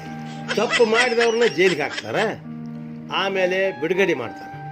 ಆದರೆ ಈ ಸಂಸಾರ ಸಜಾ ಅನ್ನೋದು ಜೀವಾವಧಿ ಸಜಾ ರೀ. ಇದು ಸಾಯುವರಿಗೆ ಜೈಲ್ನಾಗ ಸಾಯ್ಬೇಕು. ಈ ಜೈಲಿಗೆ ತಪ್ಪು ಮಾಡಿದ್ರು ಹಾಕ್ತಾರ, ತಪ್ಪು ಮಾಡದಿದ್ರು ಹಾಕ್ತಾರ. ಯಾಕಂದ್ರೆ ಇದೊಂದು ಪರೀಕ್ಷಾ. ಈ ಪರೀಕ್ಷೆದಾಗ ಪಾಸ್ ಹಾಕ್ಕಾರೋ ಫೇಲ್ ಹಾಕ್ಕಾರೋ ಅದು ಮುಖ್ಯ. 100ಕ್ಕೆ 100 ಪಾಸ್ ಆಗೋರು ಅದಾರ, ಸೊನ್ನೆ ತಗೊಂಡು ಫೇಲ್ ಆಗಿ ಅಳ್ಕೊಂತ ಕುಂತ್ಕೊಳ್ಳೋರು ಅದಾರ. ಈ ಪರೀಕ್ಷಾ ಒಂದು ವಿಶೇಷ ಏನಂದ್ರೆ ಗಂಡ ಹೆಂಡತಿ ಇಬ್ಬರು ಕೂಡ ಬರೆದು ಪಾಸ್ ಆಗಬೇಕು. ಇಲ್ಲಾಂದ್ರೆ ಓಡಿಸು ಬಂಡಿ ಗಾಲಿ ಬಿಚ್ಚಿ ಬಿದ್ದಂಗೆ, ಹಾರೋ ಹಕ್ಕಿದೊಂದು ರೆಕ್ಕೆ ತೆಗೆದಂಗೆ 100ಕ್ಕೆ 100 ಅಂಕ ತಗೊಂಡು ಇಡೀ ವಿಶ್ವಕ್ಕೆ ಮಾದರಿಯಾಗಿ ಪಾಸ್ ಆದರು 12ನೇ ಶತಮಾನದ ಶರಣ ದಂಪತಿಗಳು. ಅವರು ತೋರಿಸಿದ ದಾರಿಯಾಗ ನಾವು ಹೋದ್ರೆ ನಾವು 100ಕ್ಕೆ 100 ಪಾಸ್ ಆಗ್ಬೋದು. ಸಂಸಾರದಾಗ 108 ಕಂಟಕ್ಕೆ ಬರ್ತಾವೆ. ಒಬ್ಬನೇ 1 ಕ್ವಿಂಟಲ್ ಎತ್ತಬೇಕಂದ್ರೆ ಭಾರ ಆಕತಿ, ಇಬ್ಬರು ಕೂಡಿ ಎತ್ತಿದ್ರೆ ಹಗರಕತಿ. ಅದಕ್ಕೆ ಪಾಸ್ ಆಗಬೇಕಾದ್ರೆ ಸತಿ ಪತಿ ಇಬ್ಬರು ಕೂಡೇ ಗುಂಡು ಎತ್ತಬೇಕು. ಎತ್ತಿದ್ರೆ ಪಾಸ್ ಆಗೋದು ಭಾಳ ಸುಲಭ. ಸಂಸಾರದಾಗಿನ ಸೊನ್ನೆ ಸಂಸಾರ. ಈ ಸದ್ ಮುಂದಿದ್ದು ಸೊನ್ನೆ ತೆಗೆದ್ರೆ ಸಸಾರ. ಇಲ್ಲಾತಂದ್ರೆ ಸೊನ್ನೆ ತೆಗೆದಿದ್ರೆ ಸಂಸಾರ ಹೋಗಿ ಅಂಧಕಾರ ಆಕತಿ. ಸತಿಪತಿ ಅಂದ್ರೆ ಬಂಡಿಯ 2 ಗಾಲಿ ಇದ್ದಂಗೆ ಇರಬೇಕು, ಮತ್ತು ಹೂಡಿದ 2 ಎತ್ತಿದ್ದಂಗೂ ಇರಬೇಕು. ಹಾರೋ ಹಕ್ಕಿಯ 2 ರೆಕ್ಕಿದ್ದಂಗೆ ಇರಬೇಕು. ಒಂದು ಎತ್ತು ಒಂದು ಕತ್ತಿ ಆದ್ರೆ ಬಂಡಿನೇ ಬಗ್ಬಂಡಿ, ಹಳಿ ತಪ್ಪಿದ ಉಗಿಬಂಡಿ ಆಗಿಬಿಡ್ತತಿ. ಈ ಹಳಿ ತಪ್ಪಿದ ಉಗಿಬಂಡಿ ಆದ್ರೆ ಸಂಸಾರದಾಗ ಏನೂ ಸ್ವಾರಸ್ಯ ಇರೋದಿಲ್ಲ. ಪರೀಕ್ಷೆದಾಗ ಇವರಿಗೆ ಸೊನ್ನಿನ ಈ ಸಂಸಾರ ಸಾಗರ ಭಾಳ ಹುಷಾರದಿಂದ ಈಸಬೇಕು. ಒಬ್ಬರು ಈಸ್ಗಾಯ ಆಗಬೇಕು, ಒಬ್ಬರು ಈಸವ್ರು ಆಗಬೇಕು. ಹೆಂಡತಿ ಈಜವನ ಬೆನ್ನಿಗೆ ಕಟ್ಟಿದ ಈಸ್ಗಾಯ ಆಗಬೇಕು, ವಿನಃ ಕಾಲಿಗೆ ಕಟ್ಟಿದ ಕಲ್ಲು ಆಗಬಾರ್ದು. ಈಸ್ಕಾಯಿ ಆಗದಿದ್ರು ಚಿಂತಿಲ್ಲ, ಕಲ್ಲು ಮಾತ್ರ ಆಗಬಾರ್ದು. ಒಂದು ವೇಳೆ ಅಂಥ ಪ್ರಸಂಗ ಬಂದ್ರೆ ಗಂಡ ಹೆಂಡತಿ ಇಬ್ಬರು ಕೂಡಿ ಕಲ್ಲಾಗಿಬಿಡ್ಬೇಕು. ಅದಕ್ಕೆ ಡಿ ವಿ ಜಿಯವರು ಹೇಳ್ಯಾರ, ಕಲ್ಲಾಗು ಕಷ್ಟಗಳ ಮಳೆಯ ವಿಧಿಸುರಿಯೇ. ಒಮ್ಮೆ 5 ಅಕ್ಕಿ ಮಾರಯ್ಯ ದಿಢೀರನೆ ದಾಸೋಹಕ್ಕೆ ಬೇಕಾಗಿರ್ತಕ್ಕಂಥ ಹೆಚ್ಚಿನ ಅಕ್ಕಿ ತಗೊಂಡು ಬಂದು ದೊಡ್ಡ ಗಂಟೆ ಹಿಡ್ಕೊಂಡ್ಬಂದರು. ಆತಂಕಗೊಂಡ ಲಕ್ಕಮ್ಮ ಶಿವಶರಣರು ಈ ಬಗೆಯ ಆಸೆಗೆ ಒಳಗಾಗಬಾರದೆಂದು ಎಚ್ಚರಿಕೆಯನ್ನು ನೀಡ್ತಾಳೆ. ಆಸೆ ಎಂಬುದು ಅರಸರಿಂಗಲ್ಲದೆ ಶಿವಭಕ್ತರಿಗುಂಟೆ ಅಯ್ಯ, ರೋಷ ಎಂಬುದು ಯಮದೂತರಿಗಲ್ಲದೆ ಅಜಾತರಿಗುಂಟೆ ಅಯ್ಯ. ಈ ಸಕ್ಕಿಯ ಆಸೆ ನಿಮಗೇಕೆ? ಈಶ್ವರನೊಪ್ಪ ಮಾರಯ್ಯ ಪ್ರಿಯ, ಅಮರೇಶ್ವರ ಲಿಂಗಕ್ಕೆ ದೂರ ಮಾರಯ್ಯ. ಅತಿ ಆಶೆಯಿಂದ ಮಾಡಿದ ಯಾವ ಕೆಲಸನೂ ದೇವರು ಒಪ್ಪೋದಿಲ್ಲ. ನಿಷ್ಠುರವಾಗಿ ನುಡಿತಾಳ. ಆ ಅಕ್ಕಿ ಎಲ್ಲಿಂದ ತಂದಿರಿ ಅಲ್ಲೇ ಹಾಕ್ಬಂದು ಹೋಗ್ರಿ ಅಂತ ಕಠೋರವಾಗಿ ಹೇಳ್ತಾಳೆ. ಈಗ ಇಂಥವ್ರಿಲ್ಲದಾರೇನ್ರಿ? ಅದಾರ, ಇದ್ರೂ ಭಾಳ ಕಡಿಮೆ ಅದಾರ. ಆಸೆ ಇರಬೇಕು, ತಪ್ಪಲ್ಲ, ಆದರೆ ಅತಿ ಆಸೆ ಇರಬಾರ್ದು. ಬಡತನಕ್ಕೆ ಒಂಬುವ ಚಿಂತೆ, ಉಣಲಾದರೆ ಉಡುವ ಚಿಂತೆ, ಉಡಲಾದರೆ ಹೆಂಡಿರ ಚಿಂತೆ, ಹೆಂಡಿರಾದರೆ ಮಕ್ಕಳ ಚಿಂತೆ, ಮಕ್ಕಳಾದರೆ ಬದುಕಿನ ಚಿಂತೆ, ಬದುಕಾದರೆ ಕೇಡಿನ ಚಿಂತೆ, ಕೇಡಾದರೆ ಮರಣದ ಚಿಂತೆ. ಇಂತಿ ಹಲವು ಚಿಂತೆಯಲ್ಲಿ ಇಪ್ಪವರ ಕಂಡೆ, ಶಿವ ಚಿಂತೆಯಲ್ಲಿದ್ದವರೊಬ್ಬರನ್ನು ಕಾಣೆನೆಂದಾತ ನಮ್ಮ ಅಂಬಿಗರ ಚೌಡಯ್ಯ. ಅತಿ ಆಸೆಯಿಂದ ಅನಾಹುತ ಆಗುವುದು ಸುಳ್ಳಲ್ಲ. ಒಬ್ಬ ದೊಡ್ಡ ಆಫೀಸರ್ ಇದ್ದ, ಕೈ ತುಂಬ ಸಂಬಳ ಇತ್ತು. ಆದರೆ ಈತನೇ ಹೆಂಡ್ತಿ ಭಾಳ ಆಸೆದಕ್ಕೆ, ಒಟ್ಟ ತೃಪ್ತಿನೇ ಇದ್ದಿಲ್ಲ. ಗಂಡ ಹೆಂಡತಿ ಕೈಯಾಗ ದಿನಕ್ಕೆ 2 ಸಲ ಸಿಗ್ತಾನೆ ನೋಡ್ರಿ. ಒಂದು ಊಟ ಮಾಡುವಾಗ, ಇನ್ನೊಂದು ರಾತ್ರಿ ದಿಂಡಿಗೆ ತಲೆ ಇಟ್ಟಾಗ. ಇದ ಸಮಯದಾಗ ಹೇಳ್ದಕ್ಕೆಲ್ಲ ಗಂಡ ಒಪ್ಕೋಬೇಕು, ಇಲ್ಲ ಅಂದ್ರೆ ಮದುವೆ ಮಾಡ್ಕೊಂಡಿದ್ದ ಸಾರ್ಥಕ ಆಗಂಗಿಲ್ಲ. ಈ ಹೊತ್ನ್ಯಾಗ ಹೆಂಡತಿ ಹೇಳಿದಂಗೆ ಗಂಡ ಕೇಳಿದ್ರೆ ಗಂಡನ ಪಾಲಿಗೆ ರಂಬಿ, ಮತ್ತಿಲ್ಲ ಅಂತಂದ್ರೆ ಗಂಡನ ಪಾಲಿಗೆ ಮುಳ್ಳಿನ ಕೊಂಬಿ, ಹಾವಿನ ಸಿಂಬಿ. ಗಂಡನ ಹುಚ್ಚಿಡ್ಸೋದು ಇದೇ ಹೊತ್ನ್ಯಾಗ ನೋಡ್ರಿ. ಅದೇನು ಶುರು ಮಾಡ್ತಾರೆ ಗೊತ್ತನ್ರಿ? ಅಲ್ರಿ, ಮತ್ತೆ ಏನಂದಿ? ನಮ್ಮ ಪಕ್ಕದ ಮನೆಯಾಕಿ ಗಂಡ ಯಾವುದೋ ದೊಡ್ಡ ಆಫೀಸರಲ್ಲಿ ಏನಲ್ಲ, ಹೆಂಡತಿ ಎಂಥ ಚಲೋ ಸರ ತಂದ ನೋಡ್ರಿ. ಆಕೆ ಮಂದಿಗೆ ತೋರಿಸ್ದಂಗೆಲ್ಲ ನನ್ನ ಕಣ್ಣಾಗ ಖಾರ ಉಗ್ಗಿದಂಗೆ ಆಕತಿ, ಹೊಟ್ಯಾಗ ಬೆಂಕಿ ಬಿದ್ದಂಗೆ ಆಕೈತಿ. ನನ್ನ ಮೈಯಾಗ ಹುಷಾರಲ್ಲಿ ನಡ್ರಿ, ಆ ಕಡೆ ಸರಿ ಇಲ್ಲೇ ನೋಡ್ರಿ ಕತ್ತಿ ಬದಲಿ ಆಗೋದು. ಹಿಂಗೆ ಅಂದ್ಕೂಡಲೇ ಬೆತ್ತ ನೋಡ್ರಿ ಸೊಣ್ಣಿ. ಅವಾಗ ಇವು ಏನು ಮಾಡ್ತಾನೆ ಗೊತ್ತನ್ರಿ? ಹಂಗ್ಯಾಕೆ ಮಾಡ್ತೀಯ? ನಿನಗೆ ಅಂತ 10 ಸರ ಮಾಡಿಸ್ತೀನಿ, 10 ಸರ ಆಯ್ತಿಲ್ಲ. ಈ ಗಂಡನವ 22 ಇಂಚಿನ LED TV ಇದ್ದಂಗೆ, ಆದ್ರೆ ಇದ್ರ ರಿಮೋಟ್ ಮಾತ್ರ ಹೆಂಡತಿ ಕೈಯಾಗ ಇರ್ತದೆ ರೀ. ಆಯ್ತು, 10 ಲಕ್ಷ ರೂಪಾಯಿದು ವಜ್ರ ಸರ ತಂದು ಕೊಟ್ಟೇ ಬಿಡ್ತಾನೆ. ಆಸೆಗೆ ಕೊನೆಯೇ ಎಲ್ಲಿ ಐತಿ ಹೇಳ್ರಿ? ಕೆಲವು ದಿವಸ ಆದಮೇಲೆ ಮತ್ತೆ ಅಲ್ರಿ ಮತ್ತೆ ನಿಂದು ಅಂದ. ಅಲ್ರಿ, ಕಾರು ಕಾರ್ ಎಷ್ಟು ದಿವಸ ಇರ್ತತಿ? ಹೊಸ ಮಾಡೆಲ್ ಕಾರ್ ಬಂದು ಬೇಕಾದಷ್ಟು ತರಬಾರ್ದ? ಇನ್ನು ಹಳಿದ ತಿರುಗಾಡ್ದಾನೆ. ಕಿಮ್ಮತ್ತಿನ ಕಾರ್ ತೊಗೊಂಡು ಬರ್ರಿ, ಇದೇನು ಕಾರ ಶುರು ಮಾಡ್ತಾನೆ. ಇದ ನಮೂನಿ ಶುರು ರಿಕ್ಕಿದು. ಈಕೆ ಪಂಚರ್ ಆಗೋದಾಗೋದ, ಇವು ತಿದ್ದಿ ಹಾಕೋದು. ಈಕೆ ಪಂಚರ್ ಆಗೋದಾಗೋದು, ಇವು ತಿದ್ದೋದು. ಒಬ್ಬೊಬ್ರು ಏನು ಮಾಡ್ತಾರೆ ಗೊತ್ತೇನ್ರಿ? ಇದೆಲ್ಲಪ್ಪ ಆಗಲೆಲ್ಲ ಪಂಚರ್ ಹಾಕತ್ತಂತೇಳಿ ಆ ಹಿಂದೆ ಡಿಕ್ಕಿಯಾಗಿ ಇಟ್ಟಿರ್ತಾರೆ ನೋಡ್ರಿ, ಇನ್ನೊಂದು ಗಾಲಿ, ಅದಕ್ಕೇನಂತಾರಲ್ಲ, ಅದನ್ನ ತೆಗೆದು ಇಲ್ಲಿ ಹಾಕಿ ಇದನ್ನ ಕಾಯಂ ಹಿಂದಕ್ಕೆ ಒಗದ ಬಿಡ್ತಾರೆ. ಅವಾಗ ಕೋತಿ ಅದಂಗೆ ಆಗ್ತಾವೆ. ಆದ್ರೆ ಪಾಪ ಇವ ಅಂತಾವ ಅಲ್ರಿ, ಏನು ಕೇಳಿದ್ದೆಲ್ಲ ತಂದು ಕೊಡ್ತದ. ಇದರಂತೆ ಎಲ್ಲಿ ತನ ನಡೀತೀವಿ ಅಂದ್ರೆ ಒಮ್ಮೆ IT ಅವ್ರು ಬಂದು ರೈಡ್ ಮಾಡಿ ಇವನ್ನ ತಗೊಂಡು ಹೋಗಿ ಒಳಗೆ ಹಾಕೇ ಬಿಡ್ತಾರೆ. ಅದಕ್ಕೆ ಸಂಸಾರದಾಗ ಹೆಣ್ಣಿನ ಪಾತ್ರ ಬಹು ಮಹತ್ವದ್ದು ಅಂತ ಹೇಳೋದು. ಅಕ್ಕಿ ಹೆಚ್ಚು ತಂದ್ರೆ ಆಸೆ ಒಳ್ಳೇದಲ್ಲ, ಅವನ್ನ ಎಲ್ಲಿಂದ ತಂದಿರಿ ಅಲ್ಲೇ ಸುರಿದು ಬರ್ರಿ ಅಂತ ಹೇಳಿದ್ಲು 5 ಅಕ್ಕಿ ಮಾರೇನು ಹೆಂಡತಿ ಲಕ್ಕವಿಯಲ್ಲಿ. ಈಗಿನ ನಮ್ಮ ತಾಯಂದಿರಲ್ಲಿ ಬಸವಣ್ಣನವ್ರ ಮನೆಗೆ ಒಮ್ಮೆ ಕಳ್ಳ ಬರ್ತಾನೆ. ಕಳ್ಳನಲ್ಲ ಇವ, ಸಾಕ್ಷಾತ್ ಕೂಡಲ ಸಂಗಮನಾಥನೇ ಬಂದಾನಂತ ಹೇಳಿ ಬಸವಣ್ಣನವರು ಹೆಂಡತಿ ಮೈಮ್ಯಾಗಿನ ಆಭರಣ ಬಿಚ್ಚಿ ಕಳ್ಳನ ಕೈಯಾಗಿ ಕೊಡಿಸ್ತಾರೆ. ಅಂಥ ಬಸವಣ್ಣನವರಲ್ಲಿ ನಿತ್ಯ ಸಂಬಳ ಸಾಲವೇ ಲಂಚ ತಿಂದು ಮನೆಗೆ ಬರುವ ನಾವೆಲ್ಲಿ? ಗಂಡಗೆ ಹೆಂಡತಿ ಒಳ್ಳೆ ಮಾರ್ಗ ತೋರಿಸ್ಬೇಕು, ಹೆಂಡತಿ ಗಂಡ ಅವನು ಒಳ್ಳೆ ಮಾರ್ಗ ತೋರಿಸ್ಬೇಕು. ಇಂಥ ಸತಿಪತಿಗಳು ಇಡೀ ವಿಶ್ವದೊಳಗೆ ಹೆಚ್ಚಿನ ಮಾರ್ಕ್ಸ್ ತಗೊಂಡು ತಿರುಗಡೆ ಆಗ್ತಾರೆ. ಇಲ್ಲಾಂದ್ರೆ ಡಿಬಾರಾಗಿ ಮೂಲ ಗುಂಪಾಗಿ ಕೆಟ್ಟ ಹೆಸರು ತಗೊಂಡು ಅಳ್ಕೊತ ಕುಂತ್ಕೋತಾರೆ. ತಾಯಂದ್ರೆ ನೀವು ತಿಳಿದು ನಡೀರಿ, ನಿಮ್ಮ ವಂಶ ಉದ್ಧಾರ ಆಕ್ಕತಿ. ಕೇಳ್ರಿಲ್ಲಿ ನನ್ನ ವಚನ. ಅತ್ತೆ ಮಾವಂದಿರು ಮುತ್ತು ಹವಳದಂತೆ, ಉತ್ತಮ ನಡತೆಯ ಮಗ ಸೊಸೆ ಹಾಲು ಸಕ್ಕರೆಯಂತೆ, ಮೊಮ್ಮಕ್ಕಳು ಹೊಳೆವ ಚುಕ್ಕಿಗಳಂತೆ, ಕದನವಿಲ್ಲದ ಸದನ ಮಧು ತುಂಬಿದ ಕೊಡದಂತೆ, ಘಮ್ಮೆನ್ನುವ ಹೂ ಹಂದರದಂತೆ, ಸ್ವರ್ಗ ಧರೆಗಿಳಿದಂತೆ, ಇಂಥ ಸಂಸಾರಕ್ಕೆ ದೇವರ ಸಾಕ್ಷಾತ್ಕಾರವಂತೆ. ಶಿವಶಿವ ಕುಡದಾಳ ಶ್ರೀ ವೀರ ಬಸವೇಶ್ವರ. ತಾಯಂದರೆ ನೀವು ಭಾಳ ಯೋಚನೆ ಮಾಡಿರಿ. ನೀವು ಮಾಡಿದ ಪುಣ್ಯ ಫಲದಿಂದ ನಿಮ್ಮ ಕೈಯಾಗ ಒಳ್ಳೆ ಟಿ ವಿ ಸಿಕ್ಕಿರ್ತೈತಿ, ಅಂದ್ರೆ ಒಳ್ಳೆ ಗಂಡ ಸಿಕ್ಕಿರ್ತಾನೆ. ಅದ್ರ ರಿಮೋಟನ್ನು ನಿಮ್ಮ ಕೈಯಾಗ ಇರ್ತೈತಿ. ಕೆಟ್ಟದ್ದು ಇರ್ತೈತಿ, ಒಳ್ಳೆಯದು ಇರ್ತೈತಿ. ಟಿ ವ್ಯಾಗ ಬಸವ ಟಿ ವಿ ಅಂತ ಒಳ್ಳೊಳ್ಳೆ ಚಾನಲ್ ಹಚ್ಚ್ರಿ. ಮಕ್ಕಳಿಗೆ ಒಳ್ಳೇದು ತೋರಿಸ್ರಿ, ಗಂಡಗೂ ಒಳ್ಳೇದು ತೋರಿಸ್ರಿ. ಸಂಚಿ ಹೊನ್ನಮ್ಮ ಹೇಳಿದ್ದು ಕೇಳ್ರಿಲ್ಲಿ. ಮಗುಗೆ ಏನು ಹೇಳ್ತಾಳಂದ್ರೆ, ಆಚಾರಕ್ಕೆ ಅರಸನಾಗು, ನೀತಿಗೆ ಪ್ರಭು ಆಗು, ಮಾತಿನಲ್ಲಿ ಚೂಡಾಮಣಿಯಾಗು, ಕಂದಯ್ಯ ಜ್ಯೋತಿ ನೀನಾಗು ಜಗಕ್ಕೆಲ್ಲ ಅಂತ ಮಾತು ಹೇಳ್ತಾಳೆ ನೋಡ್ರಿ ಮಕ್ಕಳಿಗೆ. ಗಂಡನ ಹದಿಗೆಡಿಸಿ ಕುದ್ಲಾಗಿ ಕೆಡಿಬ್ಯಾಡ್ರಿ, ಒಳ್ಳೆ ಮಾರ್ಗದಾಗ ನಡೆಸ್ರಿ. ಜಗತ್ತನ್ನೇ ತೂಗುವ ಕೈ ನಿಮ್ಮದು. ಗಂಡನ ಪಾಲಿಗೆ ಯಾವಾಗಲೂ ರಂಭೆ ಆಗೇ ಇರ್ರಿ. ಮತ್ತು ಮುಳ್ಳಿನ ಕೊಂಬೆ ಆಗಬೇಡ್ರಿ, ಹಾವಿನ ಸಿಂಬೆ ಆಗಬೇಡ್ರಿ. ಗಂಡನ್ನ ಒಳ್ಳೆ ಹಾದಿಯಾಗ ನಡೆಸೋದು, ಕುದಲಾಗಿ ಕೆಡಿಯೋದು ನಿಮ್ಮ ಕೈಯಾಗ ಐತಿ. ಕುದಲಾಗಿ ಬಿದ್ದಂದ್ರೆ ನಿಮಗೂ ಒಳ್ಳೇದಲ್ಲ, ನಿಮ್ಮ ಮನೆತನಕ್ಕೂ ಒಳ್ಳೇದಲ್ಲ. ಈ ಹುಡುಗರು ಮನ್ಯಾಗ ಇರ್ತಾವಲ್ರಿ, ಇವು ಮನ್ಯಾಗ ಎಲ್ಲಿ ಕಲ್ಲಿ ಹೊಲಸು ಮಾಡೇ ಬಿಡ್ತಾವೆ. ಮತ್ತು ಆ ಹೊಲಸು ಒರೆಸಿ ಹಸನು ಮಾಡೋಕ್ಕೆ ಚಿಂದಿರ್ಬೇಕು. ಚಿಂದಿ ಕೆಲ್ಸಕ್ಕೆ ಬರೋದಿಲ್ಲ ಅಂತ ಹೊರಗೆ ಅಷ್ಟು ಬೀಸಾಕಬಾರ್ದು, ಸ್ವಲ್ಪ ಒಂದು ಮೂಲೆಯಾಗಿ ಇಟ್ಟಿರ್ಬೇಕು. ಹುಡುಗರು ಗಬಕ್ಕನ ಹೊಲಸು ಮಾಡಿದ್ರೆ ಲಬಕ್ಕನ ಒರೆಸಕ್ಕೆ ಬರ್ತೈತಿ. ಅದಕ್ಕೆ ಚಿಂದಿ ಬೇಕೇ ಬೇಕು. ಮತ್ತು ಊರು ಹಸನು ಮಾಡೋಕ್ಕೆ ಹಂದಿಬೇಕು. ಒಂದು ಸ್ವಲ್ಪ ಹೊಲಸು ಬಿಡ್ದಂಗೆ ತಿಂದು ಹಸನು ಮಾಡ್ತಾವೆ. ಮತ್ತು ನಾವು ಹಸನ ಇರ್ಬೇಕಾದ್ರೆ ನಾವು ಎದ್ದು ಹೋದ್ಮೇಲೆ ನಮ್ಮ ಹಿಂದೆ ಆಡ್ಕೊಳಕ್ಕೆ 4 ಮಂದಿ ಇರಬೇಕು. ಈ ಚಿಂದಿ ಹಂದಿ ಆಡ್ಕೊಳ್ಳೋ ಮಂದಿ ಇವು ಮಾಡಿದಷ್ಟು ಒಳ್ಳೆ ಕೆಲಸ ಇನ್ನಾರಿಂದಲೂ ಮಾಡೋಕ್ಕೆ ಸಾಧ್ಯ ಇಲ್ಲ. ನಮ್ಮ ಹಿಂದೆ ಇದ್ದು ನಮ್ಮನ್ನು ಹೇಳ್ಸೋರು ನಮ್ಮ ಮುಂದೆ ಮೆತ್ತಗೆ ಇರ್ತಾರ, ಹಿಂದೆ ಮಾತ್ರ ಗುಸುಗುಸು ಅಂತಾರೆ. ಮುಂದೆ ಮೆತ್ತಗೆ ಇರ್ತಾರ, ಹಿಂದೆ ಗುಸುಗುಸು ಅಂತಾರ. ಬುಸುಬುಸು ನಾಗನ ಕುಲದವರು ಸಾಮಾನ್ಯ ಅಲ್ಲ ಈ ಜನರು. ಹಿಂದೆ ಬಂದು ತಿನ್ನುವ ಹಂದಿ ಇವರಿಗಿಂತ ಅದೇ ಮೇಲಂದೆ, ವಿಷದ ಹಲ್ಲು ಇದಕ್ಕಿಲ್ಲಂದೆ, ಇದರಿಂದಾರಿಗೂ ಕೇಡಿಲ್ಲಂದೆ. ಇಂಥ ಮನೆ ಮುರುಕರಿಂದೇ ನಂಬಿದವರ ಬಾಳು ಚಿಂದೆ, ಇವರ ಕೆಲಸ ಬರೀ ನಿಂದೆ, ಬಾರರು ಎಂದೂ ಇವರು ಮುಂದೆ.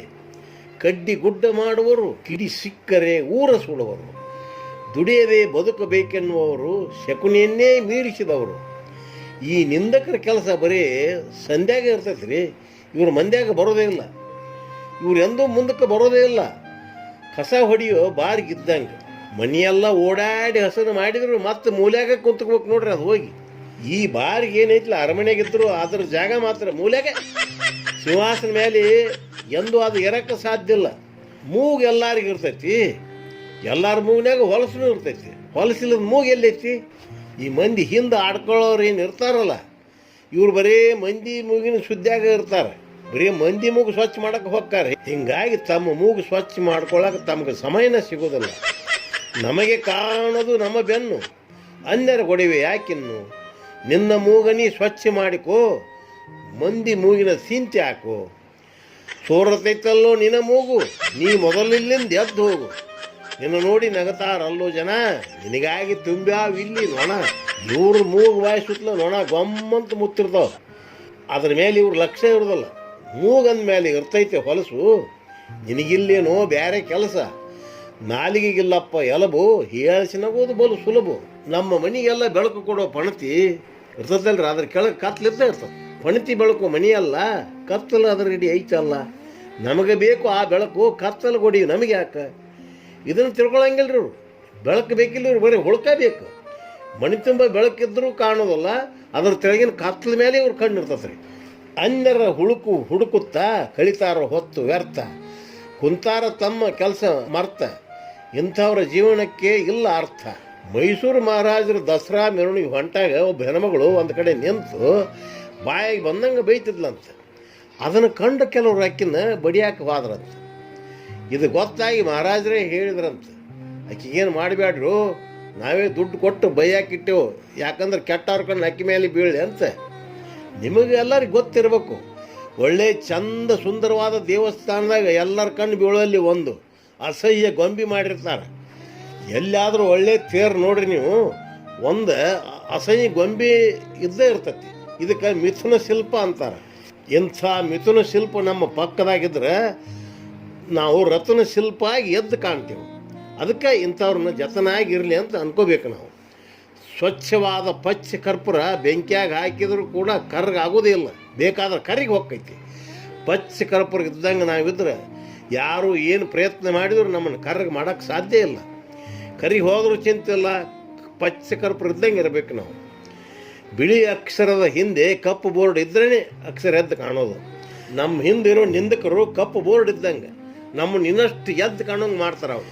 ಕೇಳ್ರಿ ಈ ವಚನ, ಹಿಂದೆ ನಿಂದಕರಿಗರೆಂದು ನೊಂದುಕೊಳ್ಳಲಿ ಬೇಡ, ಎದ್ದು ಕಾಣುವ ಅಕ್ಷರದ ಹಿಂದೆ ಕಪ್ಪು ಹಲಿಗೆ ಇರಲೇಬೇಕು ನೋಡ. ಕಪ್ಪು ಕತ್ತಲದಿಂದಲೇ ಚಂದ್ರನಿಗೆ ಕಳೆ ನೋಡ, ಕಪ್ಪು ಕೂದಲದಿಂದಲೇ ಮುಖಕಾಂತಿ ಹೆಚ್ಚೋದು ನೋಡ. ಪಚ್ಚ ಕರ್ಪೂರ ಬೆಂದರೂ ಕಪ್ಪಾಗದು ನೋಡ, ಕರಗಿ ಹೋಗುವುದೇ ಅದರ ಉತ್ತಮ ಗುಣ ನೋಡ. ತಪ್ಪು ಹುಡುಕುವ ಬೆಪ್ಪರಿಂದಲೇ ಜಗಕ್ಕೆ ನಾವು ಒಪ್ಪಾಗಿ ಕಾಣುವುದು ನೋಡ. ಬಾರಿಗೆಯಿಂದ ಮನೆ ಹಸನ, ನಮ್ಮ ಹೊಲಸೆ ನಿಂದಕರಿಗೆ ಅಶನ. ಶಿವ ಕುಡದಾಳ ಶ್ರೀ ವೀರ ಬಸವೇಶ್ವರ. ನಿಮ್ಮ ಹಿಂದಿದ್ರೆ ನಿಂದಕರ ನಾಲಿಗೆ ನಿಮ್ಮನ್ನು ಹಸನ ಮಾಡೋಕ್ಕೆ ಕಾಯ್ತಿರ್ತಾವೆ. ನಿಮಗೆ ನೆಗಡಿ ಆಗಿ ನಿಮ್ಮ ಮೂಗ ಸೋರಾಕ್ ಶುರು ಆತಂದ್ರೆ ನಿಮಗೆ ಕೈವಸ್ತ್ರ ಯಾಕೆ ಬೇಕು? ಹಿಂದಿದ್ದವ್ರು ನಾಲಿಗೆನೇ ಸಾಕು. ಅದಕ್ಕೆ ಹಸನ ಮಾಡೋಕೆ ಇದ್ದೇ ಇರ್ತಾರೆ ಅವರು. ಇಂಥವ್ರು ನಿಮ್ಮಿಂದ ಇರ್ಬೇಕು, ಹೌದಲ್ರಿ? ಯಾರಾದರೂ ನಿಮಗೆ ಉಪಕಾರ ಮಾಡಕ್ಕೆ ಬಂದ್ರೆ ಸರ್ನ ಕೈ ಚಾಚಬೇಡ್ರಿ, ಸ್ವಲ್ಪ ಯೋಚನೆ ಮಾಡಿರಿ. ದಾನ ಕೊಟ್ಟರೆ ಬೇಕಾದ್ರೆ ತಗೊಳ್ರಿ, ಬೇಡಾದ್ರೆ ಬಿಡ್ರಿ. ಸುಮ್ಮನೆ ಉಪಕಾರ ಮಾಡಕ್ಕೆ ಬರೋರು ಎಲ್ಲೆದಾರೋ ಪುಣ್ಯಾತ್ಮರು. ಕುರಿಗೆ ಯಾರು ಉಪಕಾರ ಮಾಡಿದ್ದು ನೋಡಿರೇನು? ಒಂದಿನ ಅದಕ್ಕೆ ಉಪಕಾರ ಹಾಕಿ ತಿನ್ನಕ್ಕೆ ಮೇಯಿಸ್ತಾರೆ. ಆ ಕುರಿ ಇವ ಎಂಥ ಚಲೋ ಮನುಷ್ಯಪ್ಪ, ನಾನು ಎಷ್ಟು ಚಲೋ ಮೇಯಿಸ್ತಾನ ಅಂತ ತಿಳ್ಕೊಂಡಿರ್ತತಿ. ಇವನು ದೇವ್ರ ಸಮಾನ ಅಂತ ತಿಳ್ಕೊಂಡಿರ್ತತಿ. ಉಪಕಾರ ಮಾಡೋರ ಕಡೆ ನೀವು ಕೈ ಚಾಚಕ್ಕೆ ಶುರು ಮಾಡಿದ್ರಂದ್ರೆ ಅವ್ರಿಗೆ ನಿಮ್ಮನ್ನು ನೀವು ಮಾರ್ಕೊಳಕ್ಕೆ ಶುರು ಆಗಿರಂತ ಅರ್ಥ. ದುರ್ಯೋಧನ ಗತಿಯಿಲ್ಲದ ಕರ್ಣನಿಗೆ ಅಂಗರಾಜ್ಯದ ಅರಸನನ್ನಾಗಿ ಮಾಡಿದ. ಆಗ ದುರ್ಯೋಧನ ನನ್ನ ಪಾಲಿನ ದೇವರು ಅನ್ಕೊಂಡ ಕರ್ಣ.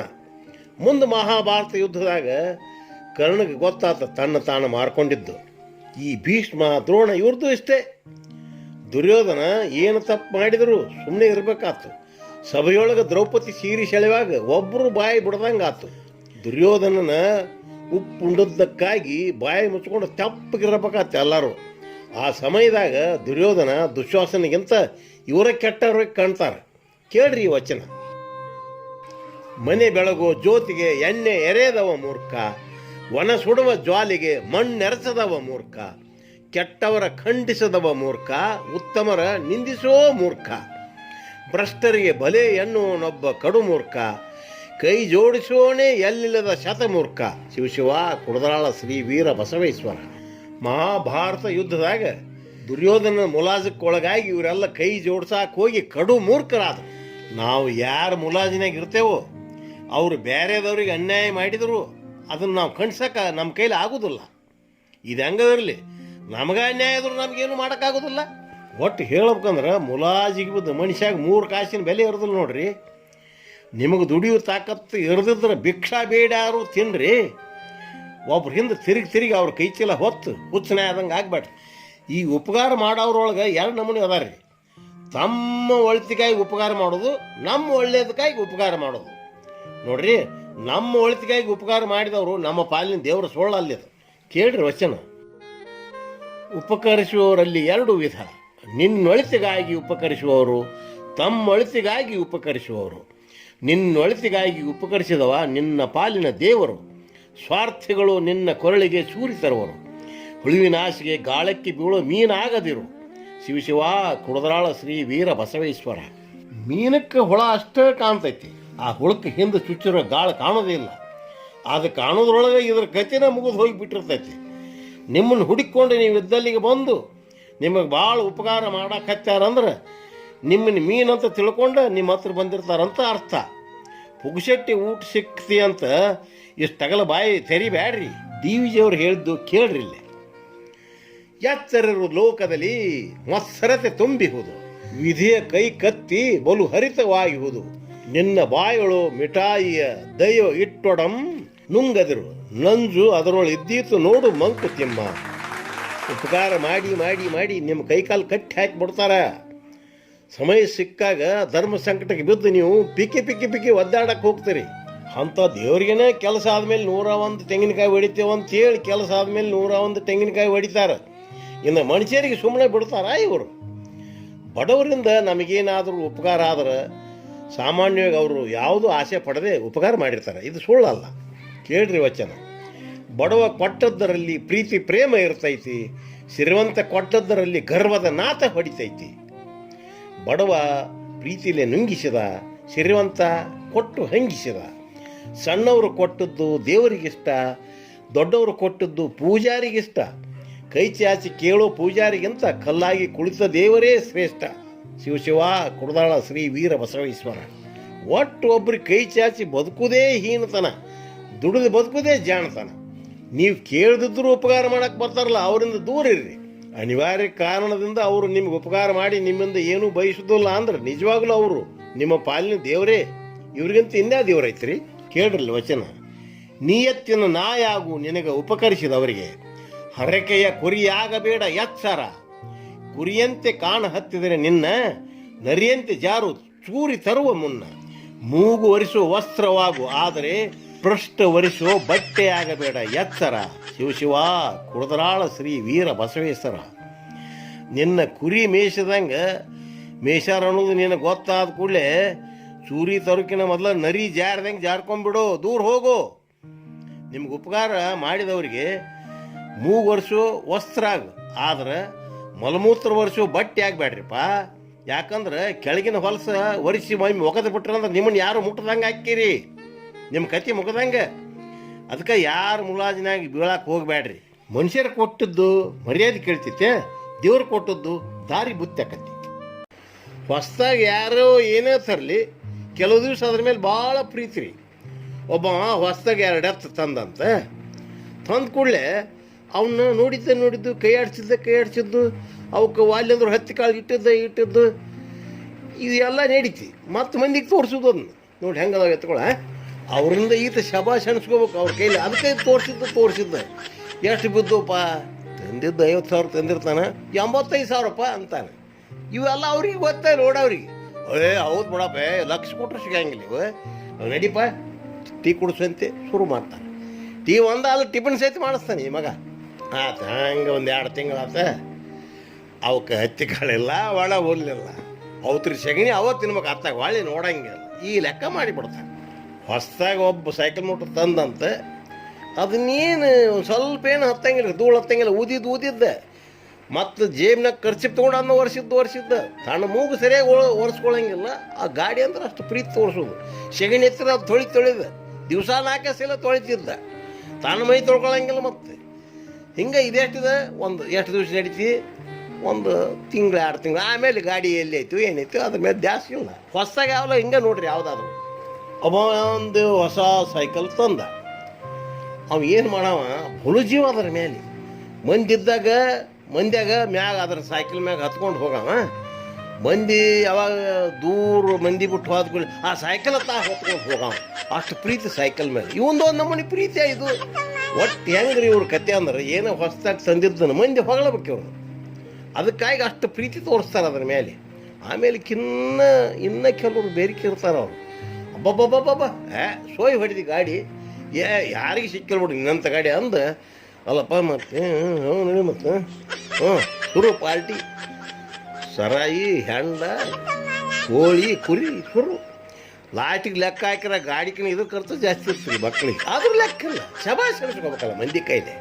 ಎಂದಿಲ್ಲ ಒಂದು ದಿವ್ಸ ಹೊಸ್ದಾಗಿ ಮನೆಗೆ ಮಾವ ಬಂದ್ರೆ, ಮಾವ ತಿಂದ್ರಿ ಆಗ ಅದನ್ನೆಲ್ಲ ಕೊಂಡ್ರು ಕುರ್ಚಿ ಮೇಲೆ ಕೊಡ್ರಿ. ಕುರ್ಚಿ ಊದಿ ಮತ್ತು ಅದ್ರ ಒಂದು ಟವೆಲ್ ಹಾಸ್ಕೊಂಡಿರ್ತಾರೆ. ಇದು 4 ದಿವಸ ನಡೀತೆ. ಊಟ ಹಪ್ಪಳ, ಸಂಡಿಗೆ, ಹೋಳಿಗೆ, ಹುಗ್ಗಿ, ಮತ್ತು ತಿನ್ನೋರಿದ್ರೆ ಕೋಳಿ, ಕುರಿ ಅದು ಮಾಡ್ತಾರೆ. ಆತು. ಇದು ಎಷ್ಟು ದಿವಸ? ಒಂದು 4-5 ದಿವಸ. 4 ದಿವಸ ಆಮೇಲೆ ಹಪ್ಪಳ ಸಪ್ಪಳ ಇಲ್ಲ ಅಡುಗೆ ಮನ್ಯಾಗ. ಮತ್ತು ತುಪ್ಪ ಗಿಂಡಿ ಮತ್ತು ಚಮಚ ನೋಡಿ ಟಣ್ಣ ಅದು ತುಪ್ಪ ಹೆಚ್ಚಿಗೆ ಗಪ್ಪ ಹಿಂಗೆ ನಡಿತೈತಿ. ಒಂದು ಮನ್ಯಾಗ 4-5 ಮಂದಿ ಊಟಕ್ಕೆ ಕೂತಿರ್ತಾರೆ. ಯಜಮಾನ ಮನೆ ಮಾವ, ಆ ಸೊಸಿ ಮಾವ ಅವನು ಊಟಕ್ಕೆ ಕೂತಿದ್ದ. ಸೊಸಿ ಎಲ್ಲರಿಗೆ ತುಪ್ಪ ನೀಡಿ ಬರಿ ಕಿತ್ತರ. ಅದು ಸೊಸಿ ಏನು ಸಿಟ್ಟು ಮಾವಿಗೆ ನೀಡಲಿಲ್ಲ ತುಪ್ಪ. ಬಾಗಲ್ ಕುಂತ ಅಲ್ಲವ ನಿಮ್ಮ ಮಾವಿಗೆ ತುಪ್ಪನ ನೀಡಲಿಲ್ಲಲ್ಲವ ನೀಡು ಅಂದ. ನೀವು ಮಾವ ಭಾರಿ ಶಾಣೆ ರೀ, ಬುದ್ಧಿವಂತ. ರೇ ಹುಚ್ಚ, ನನಗೆ ಗಿಂಡಿನ ಶುರು ಹೆಂಗದಲ್ಲ, ಡಾಕ್ಟ್ರು ನನಗೆ ತುಪ್ಪ ತಿನ್ನಬೇಡ ಅಂದಾರಲ್ಲಿ, ಅದಕ್ಕೆ ಬೇಡವ ಅಂತೇಳಿ. ಹುಚ್ಚ ನೀವು ಊಟ ಮಾಡಿ ನೀಡುವ ಅವ್ರಿಗೆ ನೀಡುವ ಅಂದ. ಎಂಥ ಬುದ್ಧಿವಂತ ನೋಡ್ರಿ. ಜಗಳ ಕಿತ್ತರ್ತಿ ಈ ಶಾಣೆತನ ಹುಡುಕ್ತಿರ್ತಾರೆ. ಮುದುಕರು ಹಿಂಗೂ ಶಾಣೆ ಇರ್ತಾರೆ, ಕೆಲವರು ಜಗಳ ಆಡೋರು ಇರ್ತಾರೆ. ಹೊಸ್ದಾಗಿ ಹೆಂಡತಿ ಬಂದಾಗ ಗಂಡನ ವೈಭವ ನೋಡ್ಬೇಕ್ರಿ. ದಿವಸ ಅರ್ಧ ಕೆಜಿ ಹೂ ತರೋದು, ಸ್ವೀಟ್ ತರೋದು ಹೆಂಡತಿಗೆ. ಈಕೆ ಹೆಂಡತಿ ದಾರಿ ಕಾಯ್ತಿರ್ತಾಳೆ. ಊಟ ಮಾಡೋ ಸೊಸೆ ಅಂದ್ರೆ ಇಲ್ಲರಿ ನಮ್ಮ ಮನೆಯವ್ರು ಬರ್ಬೇಕು, ಅವ್ರು ಬಂದಮೇಲೆ ನಾವು ಉಣ್ಣುದ್ರಿ ಊಟ ಮಾಡಿರಿ ಅಂತಿರ್ತಾಳೆ. ಅವ್ರೆಲ್ಲ ನಾ ಹೆಂಗೆ ಉಣ್ಬೇಕ್ರಿ ಅಂತಿರ್ತಾಳೆ. ಇದು ಕೆಲ ದಿವಸ ನಡಿತೈತಿ. ಆಮೇಲೆ ಯಾಕ್ರಿ ಹೂವು ತಂದಿಲ್ಲ ಅಂತಾಳೆ. ನೀನೇ ನನ್ನ ಹೂವು, ನಾನೇ ನಿನಗೆ ಹೂವು, ಇದಕ್ಕಿನ ಹೂವು ಬೇಕನ ಅಂತಾನೆ. ಅದಕ್ಕೂ ಖುಷಿ ಹಾಕಳಕ್ಕೆ ಸುಮ್ಮ ಹಾಕಳ. ಆಮೇಲೆ ಊಟ ಗಂಡ ಬರ್ತಾನೆ ಮಾಡೋದಿಲ್ಲ ಅಂತ ಹೇಳಿಬಿಟ್ಟಿರ್ತಾಳೆ. ಇವ ಹೊತ್ತದಾಗ ತಡ ಆಗಿ ಬರಕತ್ತಾನೆ. ಅವಾಗ ಏನು ಮಾಡ್ತಾಳೆ ಈಕಿ ಬೇರಿಕಿ, ಗಂಡ ಬರ್ತಾನೆ ಉಣ್ಣಂಗಿಲ್ಲ ಸೇರ್ತಾಳೆ. ಅಡುಗೆ ಮಾಡುವಾಗ ಅತ್ತಾಗಿತ್ತಾಗ ನೋಡಿ ಗಬಕ್ಕ ಸಾಗಾಗೊಟ್ಟು ನುಂಗೇ ಬಿಡ್ತಾಳೆ. ಗಂಡ ಎಷ್ಟೊತ್ತಿಗೆನ ಬರಲಿ, ಯಾವಾಗನ ಬರಲಿ, ಯವ್ವ ನನಗೇನು, ನಂದು ನಾನು ನೋಡ್ಕೋಬೇಕು ಅಂತ ಹೊಡೆದ ಬಿಡ್ತಾವೆ. ಅವು ಗಂಡ ಹೊತ್ತಾಗಿ ಬರ್ತಾನೆ ಭಾಳ. ಏನ್ರಿ ನಿಮ್ಮ ಸಲ ನಾನು ಊಟನ ಮಾಡಿಲ್ಲ ಅಂತಿರ್ತಾನೆ. ಮತ್ತು ಯಾಕೆ ಉಂಡ್ಯಲ್ಲ, ಸ್ವಲ್ಪ ಉಂಡ್ಯಲ್ಲ, ಇಲ್ರಿ ಮತ್ತು ಊಟನ ಹೋಗಲಿ ನಿಮ್ಮ ಸಲ ಮೊದಲು ಜಡ್ತಿರ್ತಾಳೆ. ಅದಕ್ಕೆ ಹಿಂಗೆ ಇರ್ತತಿ, ಹಿಂಗೆ ನಡೀತಿರ್ತತಿ. ಒಂದು ದಿವಸ ಇವನು ಭಾಳ ಹೊತ್ತಾಗಿ ಬರ್ತಾನೆ. ಯಾಕ್ರಿ ಹೊತ್ತಾಗಿ ಬಂದಿರಿ ಇವತ್ತು ಅಂತ ಈಗ ಕೇಳ್ತಾನೆ. ನಿನ್ನ ಇವತ್ತು ಬರಂಗಿಲ್ಲ, ಬೇರೆ ಊರಿಗೆ ಹೋಗ್ಬೇಕಾಗಿತ್ತು, ನಿನ್ನ ಮಕ ನೋಡೋ ಸಲಗೆ ಜಲ್ದಿ ಬಂದೆ ನೋಡಂತ ಈಕಿಗೆ ಖುಷಿ ಪಡಿಸ್ತಾನೆ. ಅಲ್ಲಿ 4-5 ಮಕ ನೋಡೇ ಬಂದಿರ್ತಾ ಇದ್ರಿ ನೀವು. ಹಿಂಗೆ ನಡೀತಿರ್ತಾವೆ ಅಲ್ಲ. ಆಮೇಲೆ ಹೊಸ್ದಾಗಿ ಬಂದು ಸೊಸೆ ಹೆಂಗಿರ್ತಾಳ, ಸೊಸೆ ಜೋಡಿ ಅತ್ತೆ ಹೆಂಗಿರ್ತಾಳೆ. ಅಯ್ಯಯ್ಯಯ್ಯಯ್ಯಯ್ಯ ಆತು ಸೊಸಿ ಬಂದ್ಬಿಡ್ತಾಳ ಮನೆಗೆ. ಸೊಸಿ ಏನನ್ನ ಕೆಲಸ ಮಾಡಕ್ಕೆ ಹೋದ್ರೆ ಯವ ಬೇಡವಾ, ನಾ ಮಾಡ್ತೀನಿ ತಂಗಿ, ಮುಂದೆ ಮಾಡೋದು ಐತೈತಿ, ಕುಂತ್ಕೋ ಅಂತೇಳಿ ಅತ್ತಿನ ಕೆಲಸ ಮಾಡ್ತಾಳೆ. ಅವಾಗ ಸೊಸಿ ಹಾಕಿನ ಸುಮ್ಮನೆ ಅತ್ತಿ ಸುಮ್ಮ ಕುಂತ್ಕೊಳ್ಳೋ ಅತ್ತೆ, ನಾನು ಇರ್ತೇನೆ, ನಿನಗ್ಯಾಕೆ, ನಾ ಮಾಡ್ತೀನಿ ಸರಿ, ನೀ ಮೆತ್ತಗಾದಕ್ಕೆ ಅಂತ ಸೊಸಿನೂ ಈಕ ಕೈಯನ್ನು ಕೆಲಸ ಕಸ್ಕೊಂಡು ಈಕಿನ ಕೆಲಸ ಮಾಡ್ತಿರ್ತಾಳೆ. ಹಿಂಗೆ 4-5 ತಿಂಗಳಾದ್ಮೇಲೆ ಮುಂದೆ ಏನಾಗತ್ತೆ ಗೊತ್ತನ್ರಿ. ಮುಂಜಾನೆ ಸೊಸಿ ಹಂಗೆ ಹೊತ್ಕೊಂಡಿದ್ದು ಮುಸುಕು ತೆಗೆದು ಅತ್ತಿ ಕಡೆ ನೋಡ್ತಾಳೆ. ಯವ್ವಾ ಇವಳು ಇನ್ನೂ ಎದ್ದಿಲ್ಲಲ್ಲ, ಮುದೋಡಿ ಹಂಗೆ ಬಿದ್ದಾಳ. ಅಲ್ಲ ನಾವು ಹೊಸ್ದಾಗಿ ಮದುವೆ ಆದವರು ಬೆಳ್ತಾ ನಿದ್ದಿರೋದಲ್ಲ, ಎಟ್ಟುತ್ತವ್ರು ಮಲಿಕೋತೀವಿ. ಈಕಿಗೇನು ಮುದೋಡಿಗೆ ಮುದುಗನ ಎದ್ದು ಕೆಲಸ ಮಾಡೋಕ್ಕೇನು ಇವಳು ಹಂಗೆ ಮಲಿಗಾಳ ನೋಡ. ಉಸಿಗಿನಾಗ ಮೊಸಳು ಬಿದ್ದಂಗೆ ಈಕೆ ಅಂತಾಳೆ. ಮೆತ್ತಗೆಗಳ ಜಲ್ದಿ ಹೇಳಕ್ಕೆ ಬರೋದಿಲ್ಲ ಅಂದು ಮತ್ತೆ ಈಕೆ ಮಡಿಸಿ ಮಕ್ಕೋತಾಳೆ. ಅಲ್ಲ ಅತ್ತೇನು ಮೆತ್ತಗೆ ಆಗಿರ್ಬೋದು, ಮಾವು ಮೆತ್ತಗೆ ಆಗಿರ್ಬೇಕಲ್ರಿ. ಅದೇನು ಗೊತ್ತದ ಸೊಸೆಗೆ ಇರಲಿ ಏನೇ ಇರಲಿ. ಈಕೆ ಏನಂತಾಳ, ಅತ್ತಿ ಎದ್ದು ಬದುಕಿನ ಸೊಸಿ ಕಡೆ ನೋಡ್ತಾಳೆ ಹಂಗೆ ಮುಸುಕ್ ತೆಗೆದು. ಯವ್ವ ಇವಳು ಇನ್ನೂ ಎದ್ದಿಲ್ಲಲ್ಲ, ತಾಟ್ಗಿತ್ತಿ. ನಾನಂತಿ ವಯಸ್ಸಾದಕಿ, ಇವಳು ಅರೆದಕ್ಕೆ ಎದ್ದು ಮಾಡಕ್ಕೇನಪ್ಪ, ನಮ್ಮನ್ನ ಬಗ್ಗಿಸ್ಬೇಕಂತಾಳ. ಹೆಂಗೆ ಬಿದ್ದಾಳೆ ನೋಡು, ನೀರಾಗ ಹೆಂಗೆ ಬಿದ್ದಂಗತ್ತ. ಈಗ ಅತ್ತಂದು ಈಕನೂ ಮಲಿಕೋತಾಳೆ. ಹೊಸ್ದಾಗಿ ಹೆಂಗಿತ್ತು ಈಗ ಹೆಂಗೆ ಆತು ನೋಡ್ರಿ. ಹಿಂಗೆ ನಡೀತಿರ್ತಾವ್ರಿ ಮನ್ಯಾಗ. ಇವತ್ತು ತಂದೆವ ಹುಡುಗರು ಸಣ್ಣ ಇದ್ದಾಗ ಚಾಕ್ಲೇಟ್ ತಿನ್ನು, ಬಿಸ್ಕತ್ ತಿನ್ನು, ಹಣ್ಣು ತಿನ್ನು, ಅವು ವಾಲ್ಯನಾಗೆಲ್ಲ ಬಾಯಾಗಿ ಇಟ್ಟಿಟ್ಟು ದಬ್ತಿರ್ತಾನೆ. ಮುಂದೆ ಸ್ವಲ್ಪ ಮಗ ಕೈಕಾಲು ಬಂದು ದೊಡ್ಡವಾದಾಗ ಕೇಳಲೇ, ಹುಚ್ಚ 8 ರೊಟ್ಟಿ ಜಡಿ ಹಂಗದಿಲ್ಲೇ, ಚಾಕ್ಲೇಟ್ ಪೇಪರ್ ಮುಟ್ಟಿಬೇಕಾ, ಬಿಸ್ಕತ್ತು ಬಾಯಿಗೆ ಬಡಿತಿರು ಕೇಳ ನಡಿಬೇಕಲ್ಲ ಅಂತೀವ ಅಂತಾನೆ. ಬೇಕಿದ್ದಾಗ ಕೊಡಂಗಿಲ್ಲ, ಬೇಡವಾಗ ಬಾಯಿಗೆ ಇಡೋದು. ಯಾಕೆ ಹೊಸದಾಗ ಪ್ರೀತಿ ಜಾಸ್ತಿ ಇರುತ್ತೆ, ಆಮೇಲೆ ಪ್ರೀತಿ ಕಡಿಬೇಕತಿ. ಇದಕ್ಕೆ ಹೆಂಗೆ ಆಗೋದ್ರಿ ನೋಡ್ರಿ. ನಾವು ತಂದಂಥ ಎಲ್ಲ ವಸ್ತುಗಳ ಮೇಲೆ ಹಳಿದಂಗೆಲ್ಲ ಪ್ರೀತಿ ಕಡಿಮೆ ಆಗ್ತಾ ಹೋಗತಿ. ಆದ್ರೆ ಈ ನಮ್ಮ ಶರೀರ ಏನಿರ್ತದಲ್ಲ, ಇದ್ರ ಮೇಲೆ ಯಾವ ಕಾಲಕ್ಕೂ ಪ್ರೀತಿ ಕಡಿಮೆ ಆಗೋದಿಲ್ಲ ನೋಡ್ರಿ. ಒಬ್ಬ 70-80 ವರ್ಷದ ಮುದುಕ ಸಿಟ್ಟಿಗೆದ್ದು ಹೊಂಟು ಬಿಟ್ಟಿದ್ದ. ಅವಾಗ ಅವನ ಜೊತೆಗಾರ ಒಬ್ಬಿದ್ದಲ್ಲ, ಅವನಿಗೂ 70-80 ವರ್ಷ. ನೀವು ಸಿಟ್ಟಿಗೆ ಎದ್ದು ಹೋಗುವುದು ನೋಡಿ ಕೇಳಿದ, ಏನಲ್ಲೇ ಯಾಕೆ ಸಿಟ್ಟಿನಾಗದಿಲ್ಲ, ಏನಪ್ಪ ಏನೈತಿ, ಸುಮ್ಮನೆ ದೇವ್ರು ನಮಗೆ ಸಾವು ತರೋಲ್ಲೋ, ಸಾಕಾಗೈತಿದ್ರ ಕಾಲಾಗ ಎಂದ ಕಟ್ಕೊಂಡು ಹೋಗ್ಕಾಣೋದು ಕಾಯಕೈತಿನಿಲ್ಲ. ಅಪ್ಪ ನನಗೆ ಜನ್ಮ ಸಾಕಾಗಿಬಿಟ್ಟತ್ತಪ್ಪ, ಶಿವ ಶಿವ ಶಿವ ಸಾಕಾಗೈತಿ. ಅಲ್ಲಿ ಈಗ ಎಲ್ಲಿ ಹೊಂಟಿ ಮತ್ತು ಎಲ್ಲಿ ಹೋಗೋದೇನು ದವಾಖಾನಿಗೆ ಹೊಂಟೀನಿ, ಮೊಳಕಾಲ ನೋವು ಆಗ್ಯಾವ, ಕುಂತ್ರು ಎದ್ದೇಳಕ್ ಬರೋದು, ಎದ್ರು ಕುಂತ್ಕೊಳಕ್ ಬರೋದು, ನಡ ಹಿಡ್ಕೊಂಡೈತಿ. ಏನು ಜೀವನಲ್ಲೇ ನಮ್ಮ ಜಲ್ದಿ ಕರ್ಕೋವಲ್ಲು ದೇವ್ರು. ಅವಾಗ ಇವನು ಫ್ರೆಂಡ್ ಅವ್ ಮುದುಕ ಅಂತಾನ, ಅಲ್ಲಲ್ಲಿ ಸಾಯ್ಬೇಕು ಬೇರೆ ಅಂತೀಯ, ಮತ್ತು ಅವಸರಲ್ಲೇ ಹೊಂಟಿ ನಾ ಎಲ್ಲಿ ಮಗ ಎಲ್ಲೇ ಸಾಯಕ್ಕೆ ಹೊಂಟಾನಂತ ನಾ ಮಾಡಿ ನನ್ನ ಮಗನೇ ದವಾಖಾನೆಗೆ ಹೊಂಟಿ ಅದು ನೀ ಯಾವ ಸಾಯ್ತಿಲ್ಲ. ದವಾಖಾನೆಗೆ ಹೋಗಿ ಅಲ್ಲಿ ಡಾಕ್ಟ್ರೇ ಜಲ್ದಿ ನಮ್ಗೆ ಸಾವು ತರೋಲ್ಲ ನೋಡ್ರಿ, ಸಾಕಾಗೈತಿ, ಅದಕ್ಕೊಂದು ಚಲೋ ಸೂಜಿ ಹಾಕ್ರಿ ಅಲ್ಲಿ ಕೇಳ್ತಾರೆ. ಹಿಂಗೆ ನಡೀತೈತಿ ಇದು ಕತೆ. ಬಾಯಲ್ಲಿ ಅನ್ನೋದೊಂದು ಇವ್ರದೇ ಒಂದು. ಒಬ್ಬ ಹೊಸದಾಗ ಮದುವೆ ಮಾಡ್ಕೊಂಡಾಗ ಅವನ ಅನುಭವ ಹೆಂಗಿತ್ತು ಹೇಳ್ತಾನೆ ಕೇಳ್ರಿ. ಹೊಸದಾಗ ಬಂದ ಹೆಂಡತಿ ಹೊಳೆಯುವ ಬಂಗಾರ ಗೆಂಡಿ, ನಂತರ ಆದಳು ಯಪ್ಪ ನನ್ನ ಭಾಗದ ಚೆಂಡಿ.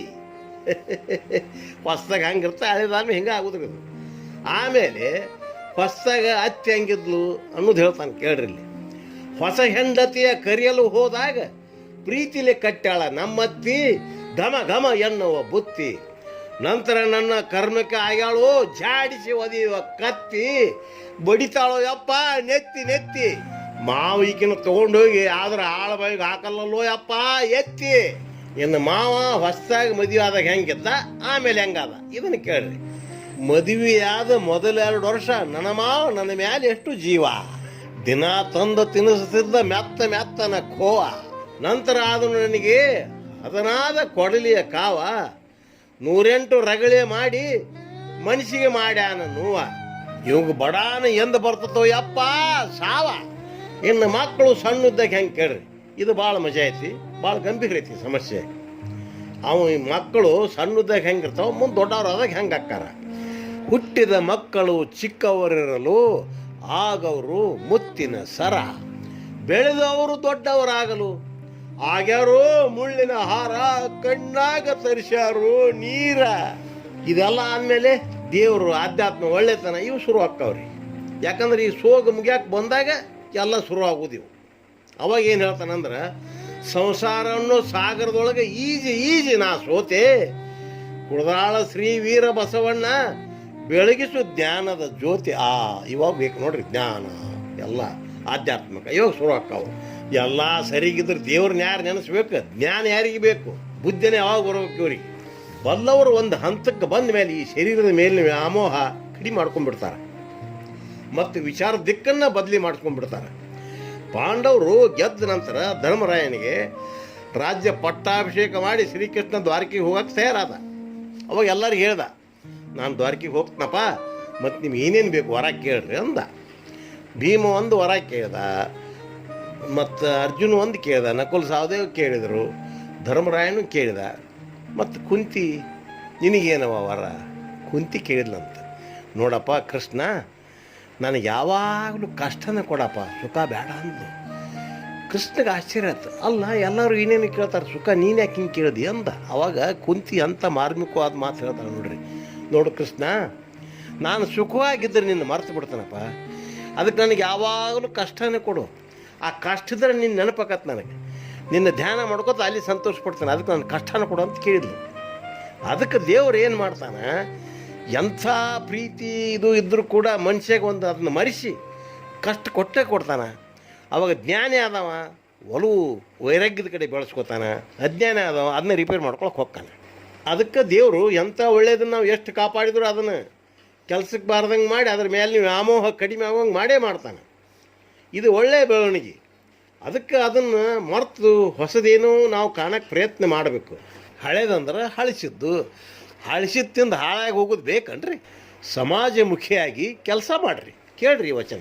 ಮುಪ್ಪಾಯ್ತು ನಿನ್ನ ದೇಹ ಬಿಡಲಿಲ್ಲ ವ್ಯಾಮೋಹ, ಇನ್ನೆಲ್ಲಿವರೆಗೆ ಈ ದಾಹ, ಆಸೆಗೆ ದಾಸನಾದೆಲ್ಲೋ ಆಹಾ, ಸಡಗರ ಸಂಭ್ರಮ ಇನ್ನೂ ಬೇಕೇನೋ ನಿನಗೆ, ಓಹೋ ಆ ದೇವರಿಗೆ ಬೇಕಿಲ್ಲೋ ನೀನು ಧರಿಸುವ ಬುಟ್ಟಿ ಬುಟ್ಟಿ ಹೂವ, ನಡೆಸು ಅನ್ನ ದಾಸೋಹ ಜ್ಞಾನ ದಾಸೋಹ, ಸಾರ್ಥಕವಾಗೋದು ನಿನ್ನ ದೇಹ, ಆಗ ಜನ ಮೆಚ್ಚಿ ನುಡಿಯುವರು ವಾಹ್ವಾ ವಾಹ್ವಾ ವಾಹ್ವಾ.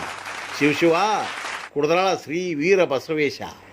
ಅದಕ್ಕೆ ವಯಸ್ಸಿನಾಗ ಏನೇ ಮಾಡಿರಿ ಆದ್ರೂ ಮುಪ್ಪು ಅನ್ನೋದು ಬಂದ ಬರ್ತದಲ್ಲ. ಮೆತ್ತಗಾದ ಮೇಲೆ ದೇಹದ ಮೇಲಿನ ವ್ಯಾಮೋಹ ಬಿಡ್ರಿ, ಸಮಾಜಮುಖಿಯಾಗಿ ಕೆಲಸ ಮಾಡಿರಿ. ಒಳ್ಳೆ ನುಡಿ ದೊಡ್ಡವರ ಹೇಳಲಿ ಚಿಕ್ಕವರ ಹೇಳಲಿ ಕೇಳಿದ್ರೆ ಏನು ತಪ್ಪೈತಿ. ಗಾಂಧೀಜಿಯವರು ಮೊದಲು ತಲೆಗೆ ದೊಡ್ಡ ಪೇಟ ಸುತ್ತಿದ್ರಂತ.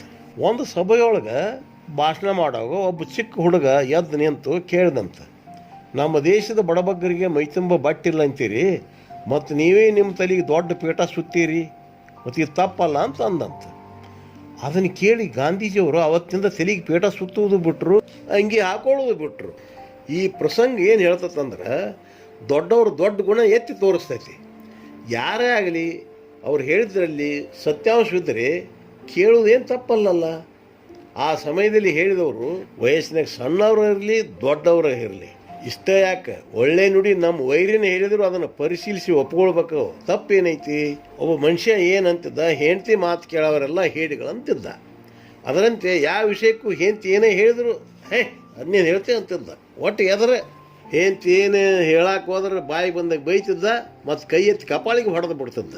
ಹಿಂಗಾಗಿ ಪಾಪ ಆಯಮ್ಮ ಹೆಚ್ಚಿಗೇನು ಹೇಳಕ್ಕೆ ಹೋಗಿದ್ದಿಲ್ಲ. ನೀವು ಒಂದಿನ ಗಂಡ ಊಟಕ್ಕೆ ಬರ್ತಾನ ಅಂತ ಮಣಿ ಹಾಕಿ ಮುಂದೆ ತಂಬಿಗೆ ತುಂಬಿಬಿಟ್ಟಿದ್ಲ ಇಟ್ಟಿದ್ದು. ಮತ್ತು ಗಂಡ ಬಂದೇ ಬಿಟ್ಟ, ಇನ್ನೊಂದು ತೆಂಬಿಗೆ ತರಕ್ಕೆ ಹೋಗಲ್ಲ ತುಂಬ್ಕೊಂಡು. ಇವು ಬಂದು ಕುಂತ ಆ ತೆಂಬಿಗೆ ನೀರು ಎತ್ತಿ ಕುಡಿಯೋಕೆ ಸಜ್ಜಾದ. ಅಲ್ರಿ ಏನು ಹೇಳ್ತೆ, ನನಗೆ ಹೇಳ್ತೇನೆ ಅಂದು ಕೊಡದ. ಮತ್ತು ಸುಮ್ಮಾಗಿಬಿಟ್ಲಾಕಿ ಏನು ಮಾಡ್ಯಾಳ. ಮುಂದೆ ನಿಂತ ಮಗ ಅಂದ, ಅಲ್ಲಪ್ಪ ಅಪ್ಪ ಎಂಥ ಕೆಲಸ ಮಾಡಿ ನೀನು ಅಂದ. ಯಾಕಲೆ ಏನು ಅಂದ. ಅಲ್ಲಪ್ಪ ಅದ್ರಾಗ ತೆಮ್ಮಿನಾಗ ಗಂಡು ಬೇಕು ಉಚ್ಚಿ ಓದಿತ್ತು ಕುಡಿದ್ಬಿಟ್ಟೆಲ್ಲೋ ಯಪ್ಪ ಅಂದ. ರೇ ಮಗನೇ ಏನಾಯ್ತೀಗ ಎಲ್ಲ ದೊಡ್ಡ ಶಾಣೆ ಸುಮ್ಕರ ಅಂದ. ಇವಳ ಮಕ ಹೆಂಗೆ ಆತು ಗೊತ್ತತ್ತನ್ರಿ, ಕೊಳತ ಟೊಮೆಟೊ ಆಗಿರ್ತದ ಸೋರ್ತದ ಹಂಗೆ ಆತು ನೋಡ್ರಿ ಮಕ. ಕೆಲವು ಸಮಯ ಕೇಳ್ಬೇಕತ್ರಿ ಹೆಂಡತಿ ಮಾತು, ಇಲ್ಲಂತಾರೆ ಇಂಥ ಎಡವಟ್ಟಾಕವ ನೋಡ್ರಿ. ಇನ್ನೊಬ್ಬ ಇದ್ದ, ಹೆಂಡತಿ ಎಂಥ ಚಲೋ ಅಡಿಗೆ ಮಾಡಿದ್ರು, ಏನು ಅಡಿಗೆ ಮಾಡಿ ಹಿಂಗೆ ಅಡಿಗೆ ಮಾಡು ಅಂತ ಬೈದ ಒಂದು ಚಾಳಿರ್ತಾವ. ಯಾಕಂದ್ರೆ ಈಕೆ ಅವ್ಗೆ ಬೇಕಾಗಿದ್ದಿಲ್ಲ, ಇವನ ಕತ್ತಿನೇ ಬೇರೆ ಇತ್ತು ರೀ. ಮತ್ತು ಕಾರಿಗೆ ಇನ್ನೊಂದು ಹಿಂದೆ ಗಾಲಿ ಇಟ್ಟಿದ್ದ, ಅದಕ್ಕೆ ಹಿಂಗೆ ಅಂತಿದ್ದೀವ. ಒಮ್ಮೆ ಬಂದೀವ ಊಟಕ್ಕೆ ಬಂದು ಕುಂತ, ಈಕೆ ಅನ್ನ ನೀಡಿದ್ಲು, ಅನ್ನದಾಗ ಸಾರು ನೀಡಿದ್ಲು. ಇನ್ನು ಸಾರು ಉಂಡೆ ಎಲ್ಲ ನಾಲಿಗೆ ಗಚ್ಚಿಲೆ, ಏನು ಸಾರು ಮಾಡಿ ಹಿಂಗೆ ಸಾರು ಮಾಡು ನಡೆ. ಮತ್ತೇನು ಮಾಡ್ಬೇಕ್ರಿ, ಏನು ಮಾಡೋದೇನೈತೆ? ನಿಮ್ಮ ತಂಗಿ ಮಜ್ಜಿಗೆ ಸಾರು ಮಾಡ್ತಾನೆ ಅಂದಿದ್ಲು, ಇಸ್ಕೊಂಬ ಹೋಗ ಅಂದ. ಈ ಸಾರಿನ ಬಾಯಿಗೆ ಹಚ್ಕೊಂಡಿಲ್ಲ, ಸುಮಾರು ತಿಳ್ತಾನೆ ನೋಡ್ರಿ ಹೆಂಗೈತಿ. ಪಾಪ ಆಕಿ ತಂಬಿಗೆ ತೊಗೊಂಡು ತರಕ್ಕೆ ಹೋದ ಕೂಡಲೇ ಆಕಿ ಏನು ಅಕ್ಕ ಬಂದೆ ಅಂದ್ಲ, ಇಲ್ಲವ ಮತ್ತು ಮಜ್ಜಿಗೆ ಸಾರು ಮಾಡ್ತಾನೆ ಇದೆ ಅಂತ ಕೊಡೋ ಅಂತ ತಂಬಿ ಇಟ್ಲು. ಆಕೆ ಪಾಪ ತಂಬಿಯಾಗ ತಂದು ಹಾಕಿದ್ಲು ಸಾರು. ಅದನ್ನು ತೊಗೊಂಡು ಬರಕತ್ತಾಳ. ಒಂದು ನಾಯಿ ಅಡ್ಡ ಬಂದು ಈಕಿನ ಕೆಡಿವಿ ಸಾರೆಲ್ಲ ಚೆಲ್ಲಿ ಹೋಗಿಬಿಡ್ತಿ. ಅಯ್ಯೋ ನಾನು ಹಣೆ ಬಾರ ಅಂತ ಗೋಳಾಡಿ ಅಳಾಕತ್ತಿಲ್ಲ. ಅಲ್ಲೊಂದು ಮುದುಕಿ ನಿಂತೈತಿ, ಯಾಕೆ ತಂಗಿ ಯಾಕೆ ಕಳ್ತೀವ ನಿನಗೇನಾಯ್ತು ಅಂದ್ಲು. ಹಿಂಗೆ ಆತು ನಾನು ಹಣೆ ಬಾರ, ಸಾರು ಒಯ್ತಿದ್ದೆ ಮಜ್ಜಿಗೆ ಸಾರು ಇಲ್ಲೇ ಕೆಡಿಬಿಡ್ತಿ, ನಾನು ನಿನ್ನ ಎಲಬ ಮುಡಿತಾನ, ಓ ನಾ ಉಳಿಯಂಗಿಲ್ಲ ಅಂದ್ಲು. ಮುದುಕಿಗೆ ಎಲ್ಲ ಗೊತ್ತಿತ್ತು, ಶಾಣೆ ಮುದುಕಿ ಅದು. ಅದಕ್ಕೇನತ್ತ ನಮ್ಮನೆಗೆ ಐತೆ ಹಾಕೊಂಬರ್ತೀನಿ ಮಜ್ಜಿಗೆ ಸಾರು ಅಂತ ಚೆಂಬಿಗೆ ಇಸ್ಕೊಂಡು ಹೋದ್ಲು ಈಕೆ ಇಲ್ಲೇ ನಿಂತ್ಲು. ಜಲ್ದಿ ಬಾರೋ ಅಂತ ಬರ್ತನಲ್ಲ ಹೋದ್ಲು. ಅಲ್ಲಿ ದಾರ್ಯಾಗ ಮುದುಕಿ ನೋಡಿಲ್ಲ, ಒಂದು ಕತ್ತಿ ಹುಚ್ಚಿ ಹಾಕೈತಿತ್ತು. ಆ ಹುಚ್ಚಿ ಸೇಮ್ ಬೆಳ್ಳಗೆ ಮಜ್ಜಿಗೆ ಕಂಡಂಗೆ ಕಂಡು ಈ ಮುದುಕಿ ಬೇರಿಕೆ ಮುದುಕಿ ಆ ತಂಬಿಗೆ ಅಲ್ಲಿ ಹಿಡ್ದಾಗ ಬಿಡ್ತಿ. ಅದು ಹುಚ್ಚಿ ಎಲ್ಲ ತುಂಬಿಕೊಂಡು ಬಂದ ಬಿಡ್ತಿ. ಯಾವ ತಂದಿನ ತಗೋ ಸಾರು, ನಿನ್ನ ಗಂಡಗೆ ನೋಡಿ, ಯಾವ ತಂಗಿ ನೀವು ಉಣ್ಬೇಡವ ಇದನ್ನು, ನಿನ್ನ ಗಂಡಗೆ ಹಾಕ. ಯವ್ವ ನನಗೆ ಬಿಡ್ತಾನವ ಆತಗೆ ಹಾಕ್ತಾನ ಅಂತ ಈಕೆ ತೊಗೊಂಡು ಬಂದು. ಮಗ ಬರುತ್ತಾನ ಸುಮ್ಮ ಕೂತಾನ ನೋಡ್ರಿ, ಒಂದು ತುತ್ತು ಅನ್ನ ಉಂಡಿಲ್ಲ. ಎಷ್ಟೊತ್ತ ಅಂದ್ರೆ ಮತ್ತೆ ತಡ ಇಲ್ಲ ಬಾ ಇನ್ನೇ ಉಂಡೆ ಇಲ್ಲ ನೋಡಿ ಹೆಂಗೆ ಗಮ್ಮಗಿರ್ತಿತ್ತು ನೋಡಿ ಸಾರು. ಕತ್ತೆ ಒಮ್ಮೆ ಹಿಂಗೆ ಮಾಡಿದೀನಿ ನೀನು ಅಂದ. ಆಕೆ ಸಾರು ಇಟ್ಲ. ಸಾರು ಅಂದ್ರೆ ಗೊತ್ತಲ್ಲ ಏನಂತ ನಿಮಗಂತಿ. ನೀಡ್ಕೊಂಡ ಕಲಿಸಿ ಬಾಯಾಗಿಟ್ಟು ಅಬ್ಬಬ್ಬಬ್ಬ ನೋಡಲಿ ನೋಡಿ ಹೆಂಗೆ ಮಾಡ್ಯಾಳ ನೋಡು ತಿಳ್ಕೊಂಡಿ ಕಕ್ಕೆ ಎತ್ತಲ್ಲಿ ಅಂದು ಹೊಡೆದ. ಹಿಂಗೆ ಮಾಡೋದು ಕಲೀಲಿ ಇದಪ್ಪ ಲೆಕ್ಕ, ಹಿಂಗೆ ಮಾಡಬೇಕು ಅಂದ. ಆತಗೋ ಹಂಗೆ ಮಾಡ್ತಾನೆ ಲೆಕ್ಕಕ್ಕೆ ಮಾಡ್ಯಾನ ಪಾಪ ಅಂದು ಹೊಡೆದ ಎದ್ದ. ಅದಕ್ಕೇನಂದ್ರೆ ಮನ್ಯಾಗ ಹುಟ್ಟಿದು ಮಕ್ಕಳ, ಬೇರೆ ಕಡೆ ಹುಟ್ಟಿದು ಅವು ಮರಿಗಳ್ರಿ, ಅದಕ್ಕೆ ಮಕ್ಕಳು ಮರಿಗಳು ಅಂತಾರೆ. ಈ ಮಕ್ಕಳಿಗಿಂತ ಮರಿಗಳ ಮೇಲೆ ಪ್ರೀತಿ ಜಾಸ್ತಿ ರೀ ಇವ್ರಿಗೆ. ಅದಕ್ಕೆ ಮಗಳು ಏನು ಹೇಳ್ತಾಳೆ ಕೇಳ್ರಿ ಇಲ್ಲೇ, ಒಬ್ಬ ತಂದಿಗೆ ಎಂಥವು ಕೊಟ್ಟು ನನ್ನಪ್ಪ ನನ್ನ ಗಂಡ ಬಡಿತಾನ ದುಪ್ಪ ದೊಡ್ಡದು ಮಾಡಿ ಹೇಳ್ತಾನೆ ಸಣ್ಣ ತಪ್ಪ. ತಂದಿ ತಾಳಬೇಕು ಮಗಳೇ ತಾಳಬೇಕು, ಗುಣವಂತಿಯಾಗಿ ನೀ ಬಾಳಬೇಕು. ಮತ್ತು ಅವಾಗ ಆಕೆ ಹೇಳಿದ್ಲು, ಹಗಲಿ ರಾತ್ರಿ ಅವಳ ಹತ್ರ ಇರುತ್ತಾನು, ಊಟಕ್ಕೆ ಮಾತ್ರ ಮನೆಗೆ ಬರುತ್ತಾನ, ಅವಳ ಹತ್ರ ಕಿಸಿನಾಗತಾನ, ನನ್ನ ಕಂಡ್ರೆ ದುಮ್ಮು ಉರಿತಾನ. ತಾಳಬೇಕು ಮಗಳೇ ತಾಳಬೇಕು, ಗುಣವಂತಿಯಾಗಿ ನೀ ಬಾಳಬೇಕು. ಚಂದ ಸೀರೆ ಒಳಗೆ ತರತಾನ, ನಾ ಕುಬ್ಸತ ಅಂದ್ರೆ ಬೈತಾನ, ಸಿಟ್ಟಿಗೆದ್ದು ನನ್ನ ಸೊಂಟ ಮುರಿತಾನ, ನನ್ನ ಮಕ್ಕಳು ಕೂಳಿಲ್ದ ಅಳತಾವು, ಅಕ್ಕಿ ಮಕ್ಕಳು ಹೆಚ್ಚಿಬಿಟ್ಟು ತುಳಿತಾವು. ನನ್ನ ಮಕ್ಕಳು ತಂದಿ ಗಂಜಿ ನಡಗತಾವು, ಅಕ್ಕಿ ಮಕ್ಕಳು ತೆಲಿ ಬಡಿತಾವು. ತಾಳಬೇಕು ಮಗಳೇ ತಾಳಬೇಕು, ಗುಣವಂತಿಯಾಗಿ ನೀ ಬಾಳಬೇಕು. ಇದನ್ನ ಹೇಳೋ ಮತ್ತೆ ಮಾಡ್ಯಾನ, ಕೊಟ್ಟು ಬಿಡ್ತಾನೆ. ಒಬ್ಬ ಹಳೆ ಕುಡುಕ ಏನು ಮಾಡಿದ, ಹೊಸ ಕುಡುಕಗೆ ಲೇ ತಮ್ಮ ಅದು ಬೇಷಲ್ಲಲ್ಲಿ ಯಾಕೆ ಕಲಿತಿ ಬಿಟ್ಬಿಡು ಅಂದ. ಇವ ಅಲ್ಲ ಇದ್ಲಿ ಮೈಸರ್ಬಿಗೆ ಬುದ್ಧಿ ಹೇಳ್ತದಂತೆ, ಹೇಳ್ಬೇಡಪ್ಪ ಇರಲ್ಲ ನಿಂದು ಗೊತ್ತಿಲ್ಲ ನನಗೆ ತೀವ ಅಂದ. ಮಾಡೋದೆಲ್ಲ ಮಾಡಿ ಈಗ ಸಂಪೂರ್ಣ ಆಗಿ ನನಗೆ ಬುದ್ಧಿ ಹೇಳ್ತಾನಪ್ಪ ಅಂದ. ಅದಕ್ಕೆ ಅವ ಅಳ್ಕೊಂತ ಹೇಳ್ದೆ, ಲೇ ತಮ್ಮ ನೋಡಲಿ ಕೇಳೋ ಇಲ್ಲೇ, ನಾನು 70-80 ಲಕ್ಷ ಹಾಳಾಗಿ ಹೋದ್ಲಿ, ಲಿವರ್ ಕೆಟ್ಟು ಹೋಗಿತ್ತು. ಆಗ ನೋಡಿಲ್ಲ ಆಪರೇಷನ್ ಹೆಂಗೆ ಮಾಡ್ಯಾರ ನೋಡತ್ತು ಎತ್ತಿ ತೋರಿಸಿ ಕೈ ಮುಗಿದು ಅಳಕ್ಕೆ ಹಚ್ಚದ. ಅಂದಮೇಲೆ ಅವ್ ಹೇಳಿದ್ದು ಕೇಳಬೇಕು ಬಿಡ್ಬೇಕು, ನೀವೇ ಹೇಳ್ರಿ. ಅದಕ್ಕೆ ನಾವು ಮಾಡೇ ಬುದ್ಧಿ ಕಲಿಯೋದಕ್ಕಿಂತ ಒಬ್ಬರು ನೋಡಿ ಕಲಿಯೋದು ಒಳ್ಳೇದಲ್ಲ, ಅಥವಾ ಅವ್ರು ಹೇಳಿದ್ದನ್ನು ಕೇಳಿ ನಾವು ತಿದ್ಕೊಳ್ಳೋದು ಒಳ್ಳೇದಲ್ಲ. ತಪ್ಪೇನೈತಿ? ಪಾನ್ ಮಸಾಲ ಹಾಕಿ ಬಾಯಿ ಕ್ಯಾನ್ಸರ್ ಆಗಿ ಬಾಯಾಗ ನೀರು ಹೋಗದಂಗಾಗಿ ಇಷ್ಟು ದಪ್ಪ ಬಾತು ನೆಲಕ್ಕೆ ಬಿದ್ದವನ್ನ ನೋಡಿ ನಾವು ಕಲಿಯೋದು ಏನು ತಪ್ಪೈತಿ? ಪಾನ್ ಮಸಾಲ ಹಾಕಬಾರ್ದು ಅಂತ, ಅಥವಾ ಅವ್ನು ಹೇಳಿದಾಗನೇ ಬಿಡೋದು ನಮ್ದೇನು ತಪ್ಪೈತಿ? ನೀನಾಗಿ ನಮ್ಗೇನು ಹೇಳ್ತೀವಿ ಅಂದ್ರೆ ನಾವೆಂತ ದಡ್ರು. ಅದಕ್ಕೆ ಕರೋನಾ ಬರ್ತದಪ್ಪ ಮಾಸ್ಕ್ ಹಾಕ್ರಿ ಅಂತ ಪೊಲೀಸರು ಹೇಳ್ತಾರೆ ನಮಗೆ. ಅವ್ರಿಗೆ ತಿರುಗಿ ಮಾತಾಡು ಏನ್ರಿ ನಮಗೆ ಹೇಳ್ತಾರೆ, ಮಿನಿಸ್ಟ್ರುಗಳಿಗೆ ರಾಜಕೀಯ ಮಂದಿಗೆ ಹೇಳ್ತಾರೆ ನೀವು ಅಂತ ಕೇಳ್ತಾರೆ ಅವರು. ಅಲ್ಲ ರೀ, ಆ ರಾಜಕೀಯ ಮಂದಿನ ನೋಡಿದ ಕೂಡಲೇ ಕರೋನಾ ತರಗುಟ್ಟು ಪರ್ರ ಅಂತ ಓಡೇ ಬಿಡ್ತಾರೆ. ಅದು ಅವ್ರ ಸದ್ಯಕ್ಕೆ ಅವಾಗ ಬರ್ತದೆ ಧೈರ್ಯ ಮಾಡಿ, ಏನೋ ಒಬ್ರಿಬ್ರು ಒಳ್ಳೆ ರಾಜಕಾರಣಿಗಳಿಗೆ ಬಂದಿರ್ತೈತಿ, ಒಟ್ಟು ಅವ್ರ ಸನಿಯಕ್ಕೆ ಬರೋದಲ್ರಿ. ಅದಕ್ಕೆ ಗೊತ್ತು ಇವ್ರ ತಲೆ ಆದ್ರೆ ನಾವು ಉಳಿಯಂಗಿಲ್ಲ ಅನ್ನೋದು. ಅದಕ್ಕೆ ಅವ್ರು ತೊಗೊಂಡು ನೀವೇನು ಮಾಡ್ತೀವಿ, ನೀವು ಮಾಸ್ಕ್ ಹಾಕೋದು ಕಲೀರಿ. ನಿಮಗೆ ತಿಳಿದಿದ್ರೆ ಏನಾಯ್ತು ಹೇಳ್ದವ್ರದನ್ನ ಕೇಳ್ರಿ. ಬಂದ ಮೇಲೆ ಒದ್ದಾಡೋದು ಬೇಕಾಗಿತ್ತೆ ನೀನು ಕೇಳಿ ಕಲಿಯೋದ ಜಾಣ್ತಾನ, ಬ್ಯಾಡ ಅನ್ನೋದು ಹುಂಬತಾನ. ಈ ಕುಡುಕರಂತ ಕೆಡಕ ಚಾಳ ಯಾರಿಗೂ ಇರೋದಿಲ್ಲ. ಮತ್ತೆ ಎಲ್ಲೊಬ್ರು ಅಪರೂಪಕ್ಕೂ ಒಳ್ಳೆಯವ್ರು ಇರ್ತಾರೆ, ಸುಳ್ಳಲ್ಲ. ಈ ಕುಡುಕರು ಹೆಂಗಿರ್ತಾರೆ ಅಂದ್ರೆ ಸಾಯುವಾಗಿ ಸಹಿತ ಬಾಯಾಗಿ ಸೆರೆ ಹಾಕಿದಾಗ ಸಾಯ್ತಾರೆ, ಅಲ್ಲಿ ತನಕ ಇವ್ರ ಕೆಲಸ. ಈ ಕಳ್ಳರು ಮಾತ್ರ ವಯಸ್ಸಾದ್ಮೇಲೆ ಕಳ್ತಾನೆ ಬಿಡ್ತಾರೆ, ಯಾಕಂದ್ರೆ ಮತ್ತೆ ವಯಸ್ಸಾಗೈತಿ ಸಿಕ್ಕುತ್ತೇವೆ ಅಂತ ಬಿಟ್ಟರು ಬಿಡ್ಬೋದು, ಆದರೂ ಬಿಡ್ತಾರಲ್ರಿ, ತಪ್ಪೇನೈತಿ? ಈ ಕಳ್ಳರು ಹೇಳ್ತಾರೆ ಮತ್ತೆ ಕಳ್ತನ ಮಾಡಬೇಡ್ರಪ್ಪ ಅಂತ ಹೇಳ್ತಾರೆ, ಅದನ್ನ ಕೇಳ್ಬೇಕು, ತಪ್ಪೇನೈತಿ? ಕಳ್ತನ ಮಾಡಿದ್ರು ಚಿಂತಿಲ್ಲ, ಮೊದಲು ಸಾಯುವಾಗನ ಸಾಚಾ ಇರ್ತಾರೆ ಇವರು. ಆದರೆ ಈ ಕುಡುಕರು ಅಬ್ಬಾಬಾಬಾ ಏನು ಕೆಡಕ್ರಿ ಇವರು, ಸಾಯಿದ್ರೊಳಗೆ ಒಂದು ಕುಡುಕ ಗ್ಯಾಂಗ್ ತಯಾರು ಮಾಡೇ ಸಾಯ್ತಾರೆ ಇವರು. ಇವರು ಸಾಯುವಾಗ ಒಂದು 8-10 ಮಂದಿಗಿನ ಕುಡ್ತಾ ಕಲಿಸ್ತಿದ್ರೆ ಸತ್ ಮೇಲೆ ಇವ್ರ ಆತ್ಮಕ್ಕೆ ಶಾಂತಿನೇ ಇಲ್ರಿ. ಹಿಂಗಾಗಿ ಊರಿಗೆ ಬಾರ್ಗಳು ಹೆಚ್ಚಾಗ್ಯಾವ, ಕುಡುಕರ ಸಂಖ್ಯೆನೂ ಹೆಚ್ಚಾಗೈತಿ. ಸಾಯಂಕಾಲ ಬಾರ್ಗಳ ಒಳಗೆ ಇವ್ರದೇ ದೊಡ್ಡ ಕಾರ್ಬಾರ. ಕೇಳ್ರಿ ಈ ವಚನ, ಬುದ್ಧಿ ಮಾತು ಹೇಳಾವು ಎದ್ದು ಗುದ್ದಲು ಹೋದೆಲ್ಲೋ, ಜಿದ್ದೆಲೆ ಕುಡಿದು ಗೊಜ್ಜಲದಾಗ ಬಿದ್ದೆಲ್ಲೋ, ಬಾರಿನವರ ಹೊರತು ಇನ್ನಾರಿಗೂ ನೀನು ಬೇಕಾಗಲಿಲ್ಲೋ, ನೀ ಪ್ರೀತಿಸಿದ ಚಟ ನಿನಗೆ ಮುಳುವಾಯಿತಲ್ಲೋ, ಚಿತ್ರ ಹಿಂಸೆ ಕೊಟ್ಟಿತಲ್ಲೋ, ಜೀವಿರುವಾಗಲೇ ನಿನ್ನ ಸುಟ್ಟಿತಲ್ಲೋ, ಮಳೆತು ಮರವಾಗುವ ಮುನ್ನವೇ ಕೊಳತು ಹೋದೆಲ್ಲೋ, ನಿನ್ನಿಂದಾರಿಗೂ ಒಳಿತಾಗಲಿಲ್ಲೋ, ಕುಡದರಾಳ ಶ್ರೀ ವೀರ ಬಸವೇಶ ನಿನಗೆ ಕ್ಷಮಿಸುವುದಿಲ್ಲೋ. ಅದಕ್ಕೆ ನಮಗೆ ಹೇಳೋರು ವೈಯಕ್ತಿಕವಾಗಿ ಅವ್ರು ಹೆಂಗೆ ಇರಲಿ, ಅವ್ರು ಒಳ್ಳೇದು ಹೇಳಿದ್ ನಾವು ಕೇಳ್ಬೇಕಲ್ರಿ. ಅವ್ರು ಹೇಳಿದ್ದನ್ನು ಕೇಳಿದರೆ ನಮ್ಗೆ ಒಳ್ಳೇದು. ಜಿದ್ದಿಗೆ ಬಿದ್ದು ಒದ್ದಾಡಬೇಡ್ರಿಪ್ಪ. ಯಾವುದೇ ಧರ್ಮದ ನೀತಿ ನಿಯಮಗಳನ್ನು ತತ್ವ ಸಿದ್ಧಾಂತಗಳನ್ನು ಅದೇ ಧರ್ಮದವರೇ ಪಾಲಿಸಬೇಕೆಂಬ ನಿಯಮಗಳು ಏನೂ ಇಲ್ಲ.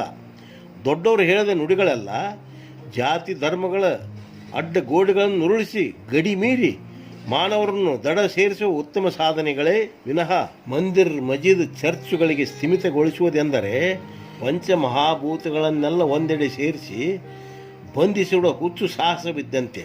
ಬೆಣ್ಣೆ ದೋಸೆಯನ್ನು ಬರೀ ದಾವಣಗೆರೆಯವರೇ ತಿನ್ನಬೇಕೆಂದೇನಿಲ್ಲ, ಕುಂದ ಬೆಳಗಾವಿನವರೇ ಸವಿಬೇಕಂತೇನಿಲ್ಲ. ಸುಪ್ರಸಿದ್ಧ ಪೇಡ ಧಾರವಾಡದವರೇ ಅಷ್ಟೇ ತಿಂದರೆ ಮುಂದೆ ಉಳಿದವ್ರ ಪಾಡೇನು. ಲಾಂಛನಗಳು ಮಾತ್ರ ಅವರವ್ರ ಧರ್ಮಕ್ಕೆ ಇರಬಹುದು. ವಾಲ್ಮೀಕಿಯು ರಾಮಾಯಣ ಬೇಡ ಕುಲದವರಿಗಾಗಿ ರಚಿಸಲಿಲ್ಲ. ಕನಕದಾಸರು ಹಾಲು ಮತದವರಿಗೋಸ್ಕರ ಕೀರ್ತನೆಗಳನ್ನು ರಚಿಸಲಿಲ್ಲ. ಅದರಂತೆ ಬಸವಣ್ಣನವರು ಕಳಬೇಡ ಕೊಲಬೇಡ ಹುಷೆಯ ನುಡಿಯಲು ಬೇಡ ಎಂದು ಬರೀ ಲಿಂಗವಂತರಿಗೆ ಮಾತ್ರ ಹೇಳಲಿಲ್ಲ. ಕಲ್ಯಾಣದಲ್ಲಿ ಅನುಭವ ಮಂಟಪದಲ್ಲಿ ಒಂದೇ ವೇದಿಕೆಯಲ್ಲಿ ಒಂದಾಗಿ ಸೇರಿ ತಮ್ಮ ತಮ್ಮ ಅನುಭವಗಳನ್ನು ವಚನಗಳ ರೂಪದಲ್ಲಿ ಬರೆದಿಟ್ಟು ಭದ್ರ ಬುನಾದಿ ಹಾಕಿದರೂ ಇಂದು ಅಂಬಿಗರ ಚೌಡಯ್ಯನ ಜಯಂತಿ, ಮಡಿವಾಳ ಮಾಸದೇವನ ಜಯಂತಿ, ಹಡಪದ ಅಪ್ಪಣ್ಣನ ಜಯಂತಿ ಮತ್ತು ಬಸವ ಜಯಂತಿ. ಅಗಲಿಸಿ ಬೇರೆ ಬೇರೆಯಾಗಿ ಮಾಡುವುದು ತಮ್ಮ ಪ್ರತಿಷ್ಠೆಯನ್ನು ತೋರಿಸಿಕೊಳ್ಳುವುದಕ್ಕೋ ಅಥವಾ ಸರ್ಕಾರ ಕೊಡುವ ಅನುದಾನಕ್ಕೋ ತಿಳಿಯದಾಗಿದೆ. ಅಂದು ಬ್ರಿಟಿಷರು ರಾಜರಲ್ಲಿ ಜಗಳ ಬಿಟ್ಟು ಒಡಕು ಮಾಡಿ ನಮ್ಮ ದೇಶವನ್ನು ಆಳಿದರು. ಆದರೆ ಇಂದಿನ ಸ್ವತಂತ್ರ ಭಾರತದ ನಮ್ಮ ರಾಜಕಾರಣಿಗಳು ಜಾತಿಗಳಲ್ಲಿ ಮನೆಗಳಲ್ಲಿ ಒಡಕು ಮಾಡುವ ತಂತ್ರ ಮಾಡಕತ್ಯಾರ. ಯಾವುದೋ ವಸ್ತು ಒಡೆದು ಕೈ ತುಂಡಾದ್ರೆ ಅದನ್ನು ಜೋಡಿಸ್ಬೋದು, ಆದ್ರೆ ಸಣ್ಣಗೆ ಪುಡಿ ಮಾಡಿ ಹುಡಿ ಎಬ್ಬಿಸಿ ಊದಿ ಬಿಟ್ರೆ ಇನ್ನೇನು ಜೋಡ್ಸಕ್ಕಾಕತ್ರಿ. ಅಂದಿನ ಅನುಭವ ಮಂಟಪದ ವಿಶಾಲ ಮನೋಭಾವದಲ್ಲಿ ಕೇವಲ ತಮ್ಮ ಸಮುದಾಯದವರು ಮಾತ್ರ ಸೇರಿ ಮಾಡುವ ಜಯಂತಿಗಳಲ್ಲಿ ಕೆಲವು ಧರ್ಮಗಳಲ್ಲಂತೂ ಅಂದಿನ ಪರಿಸ್ಥಿತಿ ಅನುಗುಣವಾಗಿ ಅವರ ಆಚರಣೆಗಳು ಹುಟ್ಟಿರಬಹುದು. ಶಾಕಾಹಾರ ಸಿಗದ ಪರಿಸ್ಥಿತಿಯಲ್ಲಿ ಮಾಂಸಾಹಾರವೂ ಹುಟ್ಟಿರಬಹುದು. ನೀರು ಯಥೇಚ್ಛವಾಗಿ ಸಿಗುವಲ್ಲಿ 2-3 ಸಾರಿ ಸ್ನಾನ ಮಾಡಿರ್ಬೋದು. ಕುಡಿಯಲು ನೀರೇ ಸಿಗದ ಸ್ಥಳದಲ್ಲಿ ಸ್ನಾನ ಮಾಡುವುದು ಇನ್ನೆಲ್ಲಿ? ಜಾತಿಗಳು ಹೇಳಕ್ಕಿದ್ರು ಆಚರಿಸುವ ನೀತಿಗಳು ಮಾತ್ರ ಬದುಕುವ ಸೂತ್ರಗಳಾಗ್ಯಾವ, ಸುಳ್ಳಲ್ಲ. ಜಾತಿ ಇರಲಿ ಗೂಡಿನಲ್ಲಿ, ನೀತಿ ಇರಲಿ ನಾಡಿನಲ್ಲಿ, ಕುಲ ಬಿಲದಲ್ಲಿರಲಿ, ಒಗ್ಗಟ್ಟು ನೆಲದಲ್ಲಿರಲಿ, ಯಾವುದೇ ಧರ್ಮದ ಲಾಂಛನ ನಿಮ್ಮ ಮೇಲಿರಲಿ, ಪರೋಪಕಾರದ ಬುದ್ಧಿ ಮಾತ್ರ ನಿಮ್ಮ ಮನದಲ್ಲಿರಲಿ. ಇಸ್ಲಾಂ ಧರ್ಮದಾಗ ಬಡ್ಡಿ ತಿನ್ನಬಾರ್ದು ಅಂತ ಹೇಳ್ಯಾರ. ಮತ್ತೆಲ್ಲರೂ ಬಡ್ಡಿ ತಿನ್ನೋದು ಬಿಟ್ರೆ ತಪ್ಪೇನೈತಿ? ಕಾಯಕವೇ ಕೈಲಾಸ ಅಂತ ಬಸವಣ್ಣವ್ರು ಹೇಳ್ಯಾರ. ದುಡ್ಡು ತಿಂದ್ರೆ ಅದು ತಪ್ಪೇನೈತಿ? ಯಾವ ಧರ್ಮ ಆದರೂ ಇದನ್ನು ಪಾಲಿಸ್ಬೋದು, ಇದ್ರಾಗ ತಪ್ಪೇನಿಲ್ಲ. ಒಂದು ಹೋಟೆಲ್ನಾಗ ಇಡ್ಲಿ ಭಾಳ ಚೆನ್ನಾಗಿರ್ತಾವ, ಒಂದು ಹೋಟೆಲ್ನಾಗ ದೋಸೆ ಚೆನ್ನಾಗಿರ್ತಾವ. ಆ ಹೋಟ್ಲಲ್ಲಿ ಇಡ್ಲಿ, ಈ ಹೋಟ್ಲಿನ ದೋಸೆ ತಂದು ತಿನ್ನಕ್ಕೆ ಯಾರಪ್ಪನ ಯಾಕಬೇಕು? ಒಂದು ಧರ್ಮದ ಉತ್ತಮ ಮೌಲ್ಯಗಳನ್ನು ಪಾಲಿಸಕ್ಕೆ ಅದೇ ಧರ್ಮ ಸ್ವೀಕಾರ ಮಾಡಬೇಕಂತೇನಿಲ್ಲ. ಧರ್ಮದ ಕಟ್ಟುಪಾಡುಗಳು ಮನುಷ್ಯರನ್ನು ಧರ್ಮ ಸಂಕಟಕ್ಕೆ ಈಡು ಮಾಡಿಬಿಡ್ತಾವೆ. ಶಿಸ್ನಾಳ ಶರೀಫ್ ಸಾಹೇಬರು ಕೊಳ್ಳಾಗ ಜನಿವಾರನೂ ಹಾಕಿದ್ರು, ಮಜೀದ್ಗೆ ಹೋಗಿ ನಮಾಜನ್ನು ಮಾಡಿದರು. ಜನಿವಾರ ಯಾರಪ್ಪನ ಸ್ವತ್ತಲ್ಲ, ಮಜೀದ್ ಯಾರಪ್ಪನ ಸ್ವತ್ತಲ್ಲ. ಧರ್ಮ ಒಂದೇ ಧರಿ ಒಳಗೆ, ಜಾತಿ 2 ಜಗದೊಳಗೆ. ಮಾನವ ಧರ್ಮ ಒಂದೇ ತಿಳಿಯೋ, ಹೆಣ್ಣು ಗಂಡೆಂಬ ಜಾತಿ 2 ಅರಿಯೋ. ಜಾತಿ ಜಗಳವ ಮೊದಲು ಮರಿಯೋ, ಭೇದವೆಣಿಸದೆ ಎಲ್ಲರೋಳು ಬೆರೆಯೋ.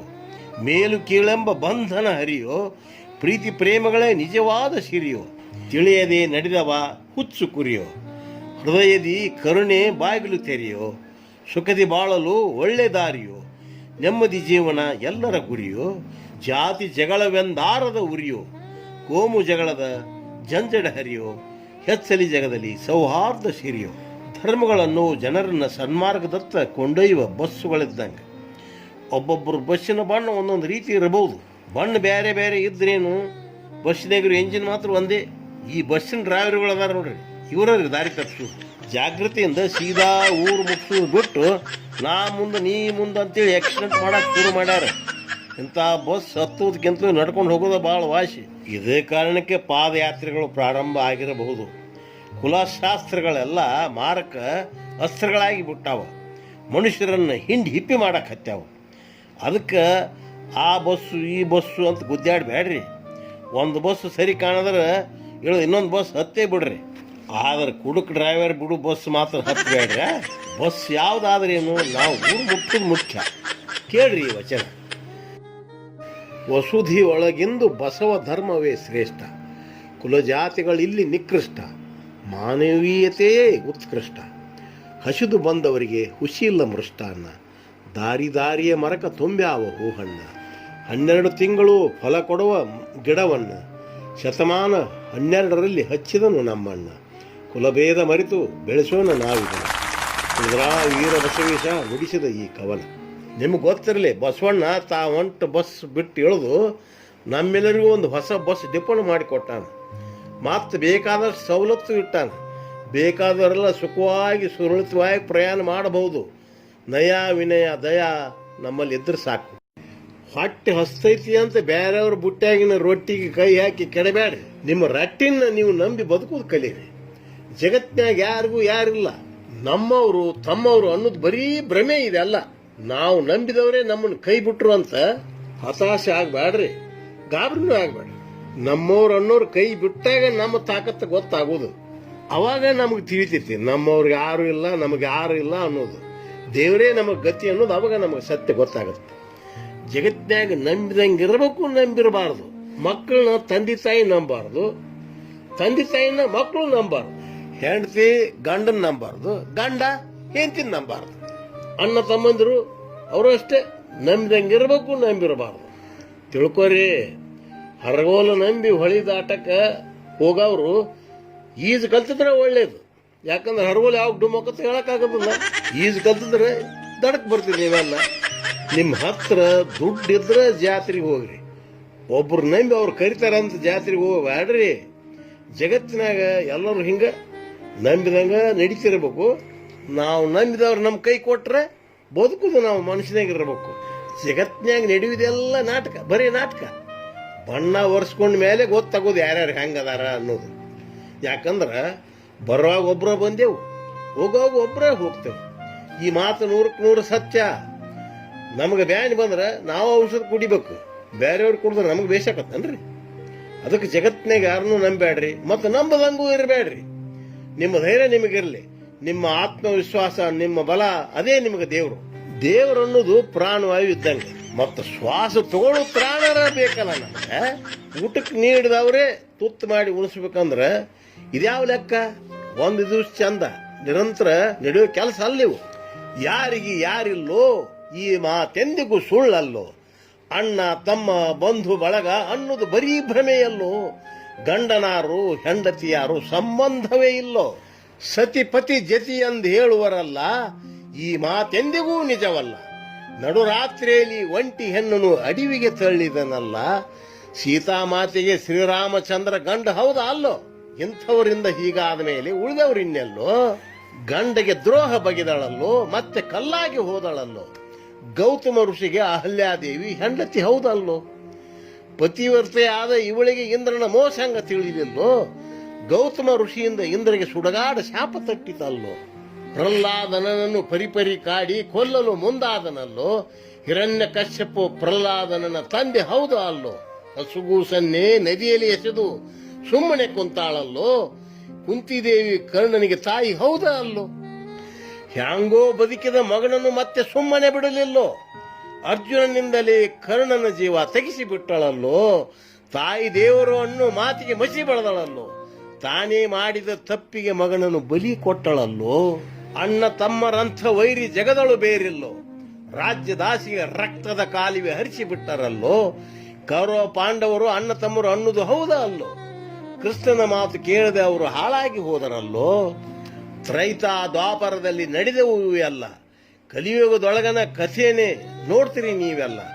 ಹೇಳಲು ನಾಚಿಕೆ ಬರ್ತೈತಲ್ಲ, ಬಾಯಿಗೆ ಬೀಗ ಜಡದನಲ್ಲ. ಕುದುರಾ ವೀರ ಬಸವಣ್ಣ ಹೇಳಲು ಅಪ್ಪಣೆ ಕೊಡಲಿಲ್ಲ. ಇವೆಲ್ಲ ನಾನು ಹೇಳಿದ್ದು ಅಲ್ಲಿವು. ಪುರಾಣದೊಳಗೆ, ಇತಿಹಾಸದೊಳಗೆ, ಚರಿತ್ರೆಯೊಳಗೆ, ಮಹಾಭಾರತದೊಳಗೆ, ರಾಮಾಯಣದೊಳಗೆ ಹೇಳ್ದಂತವ ನಾ ಹೇಳೀನಿ. ನಂಬು ಬ್ಯಾಡ್ರಿ ಅಂದ್ರೆ ಏನ್ ಅರ್ಥ? ನೀವು ದಿವಸ ಒಬ್ರಿಗೊಬ್ರು ಜಗಾಡ್ರಿ ಅಂತ ಅಲ್ಲ. ಜಗತ್ತು ನಂಬಿಕೆ ವಿಶ್ವಾಸದ ಮೇಲೆ ನಡೆದೈತಿ. ಒಬ್ರಿಗೊಬ್ರು ಅನುಮಾನ ಪಟ್ಟರೆ ವ್ಯವಹಾರ ನಿಂತು ಹೋಗ್ತೈತಿ. ಜಗತ್ತಿನಲ್ಲಿ ಎಲ್ಲರೂ ಕೆಟ್ಟವರಲ್ಲ, ಎಲ್ಲರೂ ಒಳ್ಳೆಯವರಲ್ಲ. ಎಲ್ಲ ಹರಗೋಲು ಮುಳುಗೋದಿಲ್ಲ, ಹಾರೋಡೋ ಎಲ್ಲ ವಿಮಾನನೂ ಕೆಳಗೆ ಬೀಳೋದಿಲ್ಲ. ಆದ್ರೆ ಪ್ಯಾರಾಚೂಟ್ ಇದ್ರೆ ವಿಮಾನ ಬಿದ್ದರೂ ಭಯ ಇಲ್ಲ. ಈಸ್ಗಾಯಿ ನಮ್ಮ ಹತ್ರ ಇದ್ರೆ ಹರಗೋಲು ಮುಳುಗಿದ್ರು ನಮಗೆ ಭಯ ಇಲ್ಲ. ತಂದೆ ತಾಯಿ ಮಾಡಿದ ಆಸ್ತಿ ಮೇಲೆ ಮಕ್ಕಳು ಕೈ ಊರಿ ಬದುಕಬಾರ್ದು. ಮಕ್ಕಳು ನಮ್ಮನ್ನು ಮುಪ್ಪಾವಸ್ಥೆಯಲ್ಲಿ ನೋಡ್ತಾರ ಅಂತ ಆಸೆ ಪಟ್ಟು ಅವ್ರನ್ನ ನಾವು ದೊಡ್ಡವ್ರನ್ನಾಗಿ ಮಾಡಬಾರ್ದು. ಎಂಥ ದುರ್ಧರ ಪ್ರಸಂಗ ಬಂದರೂ ಧೈರ್ಯ ಮಾಡಿ ಜೀವನ ನಡೆಸುವುದೇ ಅನಿವಾರ್ಯ. ಇಂಥ ಪರಿಸ್ಥಿತಿಯಾಗ ಧೈರ್ಯ ಸಾಲದೆ ಆತ್ಮಹತ್ಯೆ ಮಾಡಿಕೊಂಡವರು ಎಷ್ಟು ಜನ ಇಲ್ಲ? ಚಿಕ್ಕಂದಿನಲ್ಲಿ ತಂದೆ ತಾಯಿ ಕಳ್ಕೊಂಡು ಅನಾಥ ಮಕ್ಕಳು ಎಷ್ಟಿಲ್ಲ? ಮಕ್ಕಳನ್ನೇ ಕಳ್ಕೊಂಡು ತಂದೆ ತಾಯಿ ಎಷ್ಟಿಲ್ಲ? ಅದಕ್ಕೆ ಹೇಳಿದ್ದು, ಯಾರಿಗೆ ಯಾರಿಲ್ಲ ಭಯದಿಂದ ಆತ್ಮಹತ್ಯೆ ಮಾಡ್ಕೊಳ್ಳೋದು ಒಳ್ಳೇದಲ್ಲ. ಧೈರ್ಯದಿಂದ ಬದುಕೋ ಛಲ ಬೇಕು. ಮನುಷ್ಯಗೆ ಛಲನೇ ಬಲ. ಛಲ ಇಲ್ಲದವನ ಜೀವನ ನಿಷ್ಫಲ. ದೇವರು ನಮಗೆ ಕೊಟ್ಟ ಆಯುಸ್ಸು ಸದುಪಯೋಗ ಪಡಿಸಿಕೊಂಡು ಜೀವನ ಸಾಧಿಸಬೇಕೇ ವಿನಃ ಹೇಡಿಯಾಗಿ ಜೀವನನೇ ಸಾಕಿ ಅನ್ನೋದು ಕೈಲಾಗದವ್ರ ಮಾತು. ಅದಕ್ಕಾಗಿ ಜಗತ್ತಿಗೆ ಯಾರಿಗೆ ಯಾರೂ ಅನಿವಾರ್ಯ ಅಲ್ಲ. ಧೈರ್ಯದಿಂದ ಬದುಕೋಕ ಯಾರ ಅಪ್ನೇನೂ ಬೇಕಿಲ್ಲ. ಕೇಳ್ರಿ ಈ ವಚನ. ಜಗತ್ತಿನಲ್ಲಿ ಬದುಕಲು ಬೇಕೇ ಬೇಕು ವಿಶ್ವಾಸ. ಎಲ್ಲೆಡೆ ಹಾಸು ಹೊಕ್ಕಾಗಿದೆ ಬರೀ ಮೋಸ. ವಿಶ್ವಾಸ ಕೈ ಕೊಟ್ಟಾಗ ನಿಲ್ಲಿಸಿಕೊಳ್ಳಬೇಡಿರೋ ನಿಮ್ಮ ಶ್ವಾಸ. ನಿರಾಶೆಯಿಂದ ಪಡಬೇಡ ಆಯಾಸ, ಪಡು ನೀ ಹರ ಸಾಹಸ. ಹೇಗೆ ಬದುಕಬೇಕೆಂಬುದರ ಮೇಲಿರಲಿ ನಿನ್ನ ಧ್ಯಾಸ. ಶಿವಶಿವ ಕುಡ್ದಾಳ ಶ್ರೀ ವೀರ ಬಸವೇಶ. ನೆನಪಿರಲಿ, ದೇವರು ಮತ್ತು ಧೈರ್ಯ ಇವೆರಡೂ ನಂಬಿದವರನ್ನೆಂದಿಗೂ ಕೈ ಬಿಟ್ಟರು. ನಂಬಿ ಬದುಕಿ ವಿಜಯ ಸಾಧಿಸುವುದೇ ವಿಜಯದಶಮಿ. ನಮ್ಮನ್ನು ಸೋಲಿಸಲು ಬಂದ ಸೋಲನ್ನೇ ಸೋಲಿಸಿ ವಿಜಯ ಸಾಧಿಸಿ.